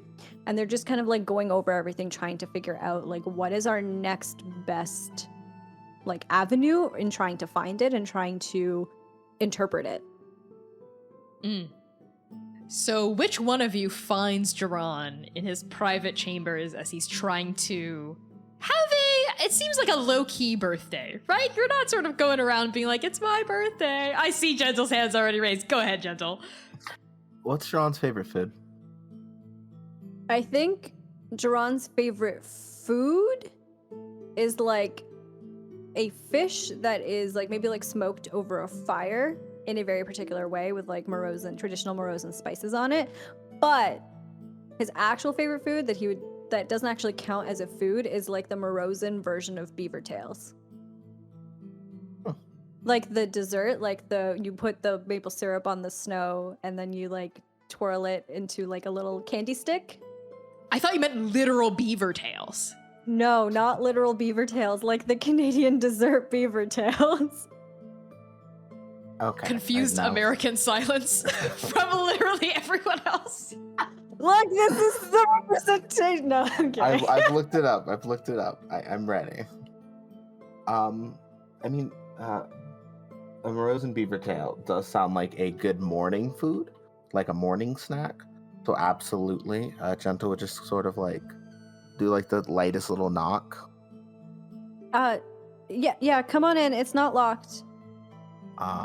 And I think Gentle and Bud begrudgingly, come out and say, "Happy birthday." Happy birthday.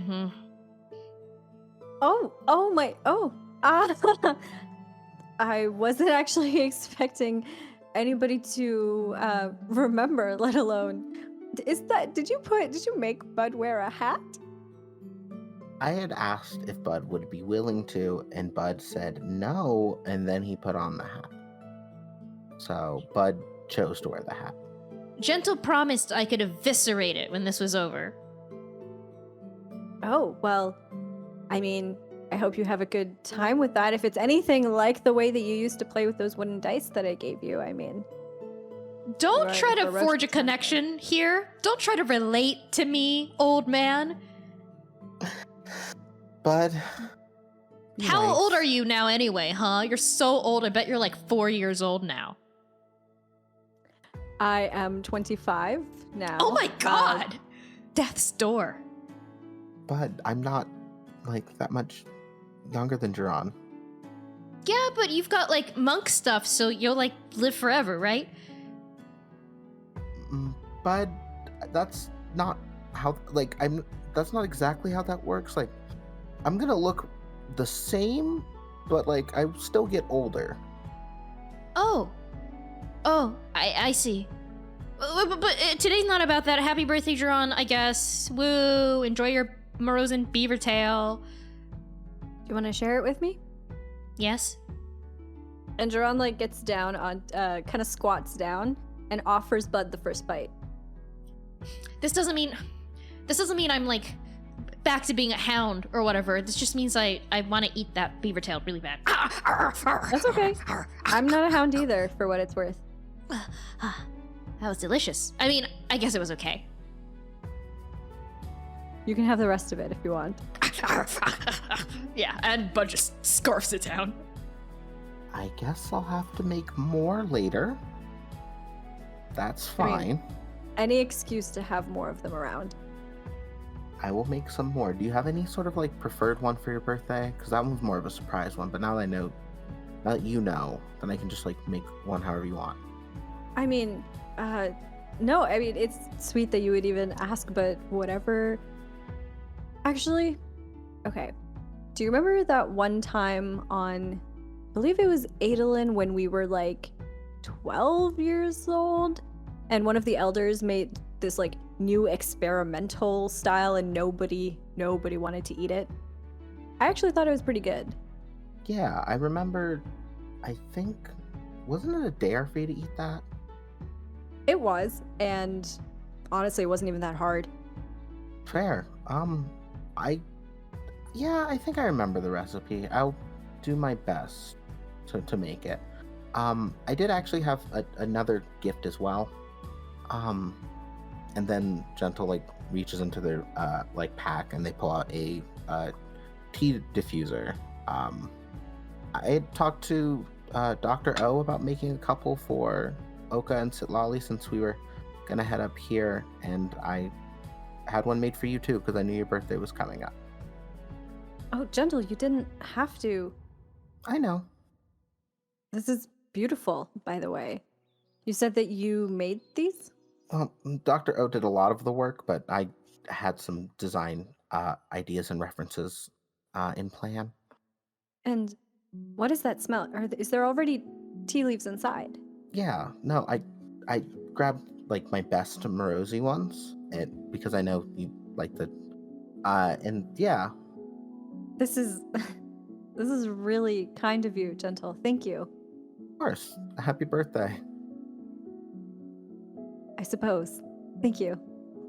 I'll get back on making, I guess, more beaver tails and then some decoy bud beaver tails as well. Actually, before you go, and Geron gets up and like walks over to their desk. Do you want to help me? I couldn't remember. I was thinking about all of the things that we were taught as kids about how to interpret Morozy tapestries, and I remember there being 3 principal ways to sort of like read a tapestry, and I couldn't remember them all. Do you want to help me just flesh out my notes? Sure. And I think Geron directs Gentle towards his notebook and just kind of like shows them their notes, and they kind of like go in and like fill in the gaps together. And I think all the two of you poring over Geron's notes, we're gonna cut over to V. So on the morning of Bear 14, V, you and Rev are roused, I think, by a rapping on your door and the sound of a servant's voice saying, Lady Noxerzo, the Lord Tyrin would like to see you in one of his offices today for I believe it was an ice cream catch-up? Excellent. Wonderful. I think V like sort of like just checks herself, make sure like she's she's in her clothes. She doesn't have like all the spiky gear on, but she's like looks to Rev. Am I presentable? Okay. You look beautiful. Hey, just remember, I know it's your dad that I know how much this moment means to you, V. But you don't owe him anything, okay? But just try to ask him all the questions you have, all the questions that were never answered, and don't let him get away with anything, all right? I'll do my best. And V like smiles and maybe gives a quick kiss to Rev and then turns towards the servant and follows them out into the main common area.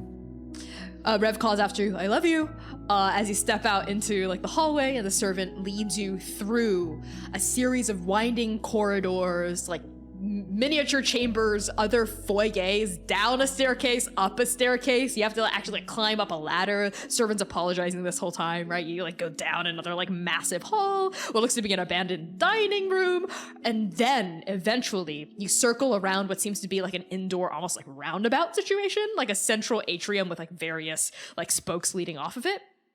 And one of the spokes, one of these massive hallways that the servant leads you down toward, leads toward a massive double-door office.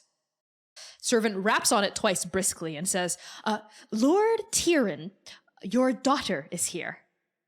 And you just hear a muffled voice from beyond go, yes, of course, let her in. And the doors fling open to reveal a massive office, a beautiful office. There are just floating motes of magic all over the place. Little, I think, illusions of animals just swimming close to the ceiling, almost like an aurora borealis. There's a balcony area currently drawn that looks out over Nitbuza's teardrop. It's a beautiful, breathtaking view. There are multiple desks, almost an entertainment corner, a den area with steps leading down into a pit. Right? It's a huge space, and there's a second floor, a second landing where you see an opulent 4-poster bed on the second landing, and shelves just stacked with scrolls and books. And Tyrin is sitting not behind a desk, but in one of the entertainment pits, and there's ice cream in these big scoops. They're more I guess Morozan shaved ice sort of situation, but infused with some notes of dairy and vanilla, in these glass cups, right, just on the desk with dry ice, almost frosty mist coming off of it, right, to keep it cool while Tyrin's been waiting for you. And he's sitting by this desk and is gesturing very exuberantly for you to come in. Visanti, please. Come in, make yourself at home. How have you been enjoying the Iron Citadel? How have your friends been enjoying the amenities? Oh, I think you were absolutely right. If you simply begin to utter, I would boom, it's right there, right in your hand. It's very lovely service, your servants. I can see where I inherited my fine taste for things. Let's just put it that way. Oh, yes, I was noticing that as well. Like father, like daughter. I mean, what's the point of living if you're not going to bathe in luxury a little, don't you think? I absolutely agree on that. Like V's like sitting down in the chair next to the ice cream and such. I absolutely agree that you should have only the highest of quality. You've got some strange doorways, amazing artifacts. Yes. Well, this iron citadel, it does come with quite a history. This fortress, well, it's magical. I think that much is obvious. Made to be... what's the term in common? And he says something in Ba that, like, you don't understand, and he's... Untraceable, that's right. It's made to be untraceable by people unfamiliar with the grounds. Really good for defense if it ever gets, well, if siege ever gets past its iron wall. So, when we found it, it was because you wanted it to be found. You're starting to catch on, V. Sharp as a tack, just like I thought you'd be. Here, please. What flavor would you like? We have vanilla, chocolate, strawberry, mint. Ooh, mint. That sounds delicious. My favorite color, even. And I think V like picks up I'm assuming it's a greenish ice cream. Yeah, it's a greenish ice cream. Yeah, here you go. And I will have the blueberry. And he takes like the blue, like shaved ice, right? Hands you a spoon. He keeps a spoon. Visanti, you must have a dozen, nay, 1,000 questions swirling around your head, and I am here to answer them all. Oof, all of them. Wow, that's... I hope you're ready. Geez, do you want me to just throw them at you rapid fire? Oh, wait, you know what? Before we get into the heavier questions, I want to get to know you more, Visanti. We've lost so much time. I need to know who you are as a person. I see myself reflected in your face, and yet I also see a stranger. What's your favorite color? Oh, my favorite color, it's... Green? It's a very lucky color to me. It's followed me everywhere I go. Well, my favorite color is blue, and he gestures toward his like azure tie. And what a fine shade of blue that is. Thank you. And what's your favorite number? Oh, my favorite number is whichever one I bet on at the time. Haha, good answer. I think my favorite number is 1. Something strong about that number, don't you think? Number 1. Everyone wants to be number 1. Some people are forced to be a singular one all of their life. Yes, it has been a lonely 10,000 years. It has. And your father sort of looks off again into the distance, you're starting to notice that happens with him sometimes. He'll just sort of lose himself in a train of thought and a memory. And then he snaps himself back to the present and smiles at you. So what is it that you have been up to? 10,000 years, that's a long time. I'm sure that you could tell me all sorts of stories, but tell me what you've been up to these days. Well, as I'm sure you know, or we are painfully aware of, the cataclysm has thrown off a lot of my plans in the past year, but up until then, I've been doing exactly what I set up the Chromium Order in its current iteration to do, which is to find and preserve magical artifacts of a bygone age. Memories of my people. Everything we stood for, everything we've lost. Tamba and I are the last surviving draconic mages. And Abiku, she is of our time, but she doesn't remember. And she's not quite alive, in the same way Tamba and I are, so... It's important to me to keep our heritage going. I can certainly understand the need and desire to keep alive, the things that you hold dear to you, traditions, and I personally have mostly gone through the last century, just sort of adopting whatever tradition I happen to find myself in. Well, I can tell you what one of them certainly is. You are my daughter, Visanti, which means you hold within yourself not just paragon power, chosen by destiny. Of course my daughter would be, but I am a draconic mage. And so within you, that magic flows as well. You are more powerful than any of the other paragons, I assure you, because of this lineage. I could teach you how to untap that magic within yourself, how to harness it. This is such a lovely offer. You've left. I didn't come in here expecting such a gracious and wonderful proposal as to help me become a more powerful sorcerer. You did say something, though, about how within me there's something important that the other paragons don't have, and this might be paranoid thinking, so forgive me if it is, but, you know, it seemed when Sievert was trying to get my blood, what felt like forever ago, it was because my blood perhaps contained something important. Now, I know you said that it was because you were looking for me, but, I mean, can't we be truthful for a moment here and maybe say what really you might have been looking for? I've always been looking for you, Visanti. I won't be around forever.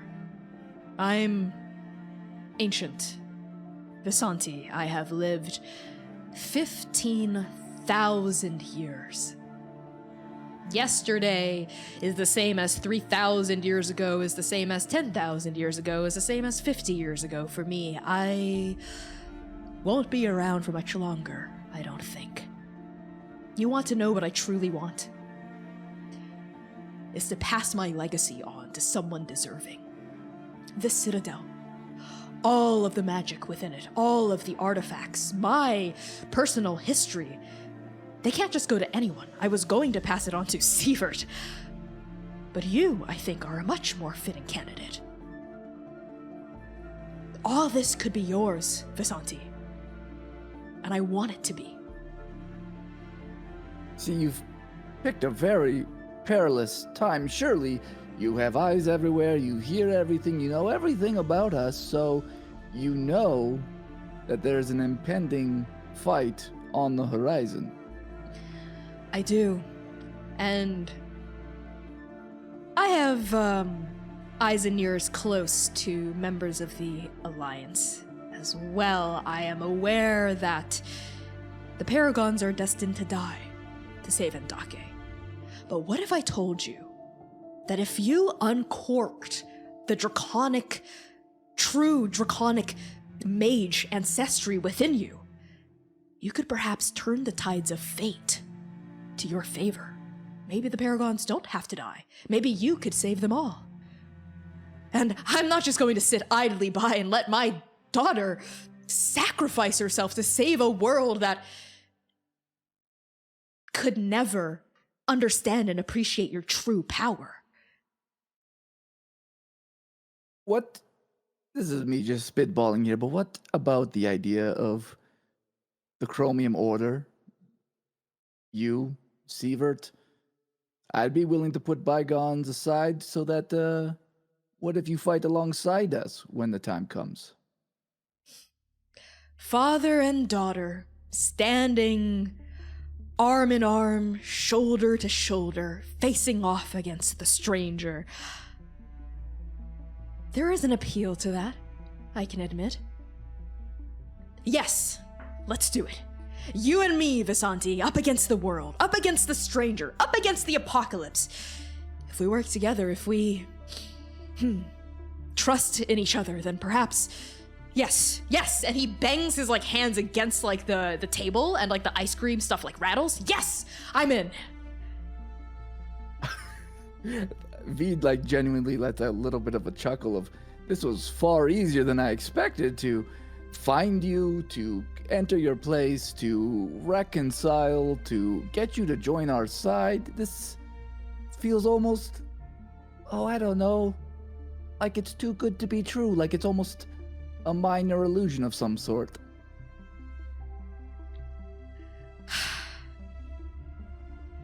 It's hard for you to trust Visanti.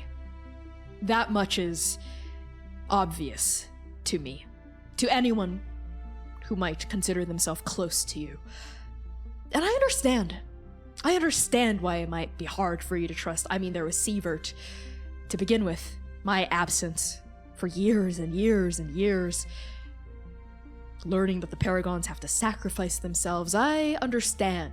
It's like how I said, outside the gates of the Iron Citadel, trust is the most valuable resource in this world. So I understand if you don't fully trust me yet.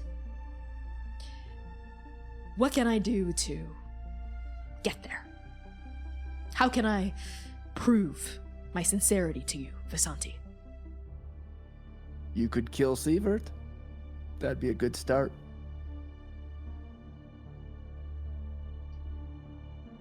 He thinks for a long time, right? Like his eyes sort of go off to the side.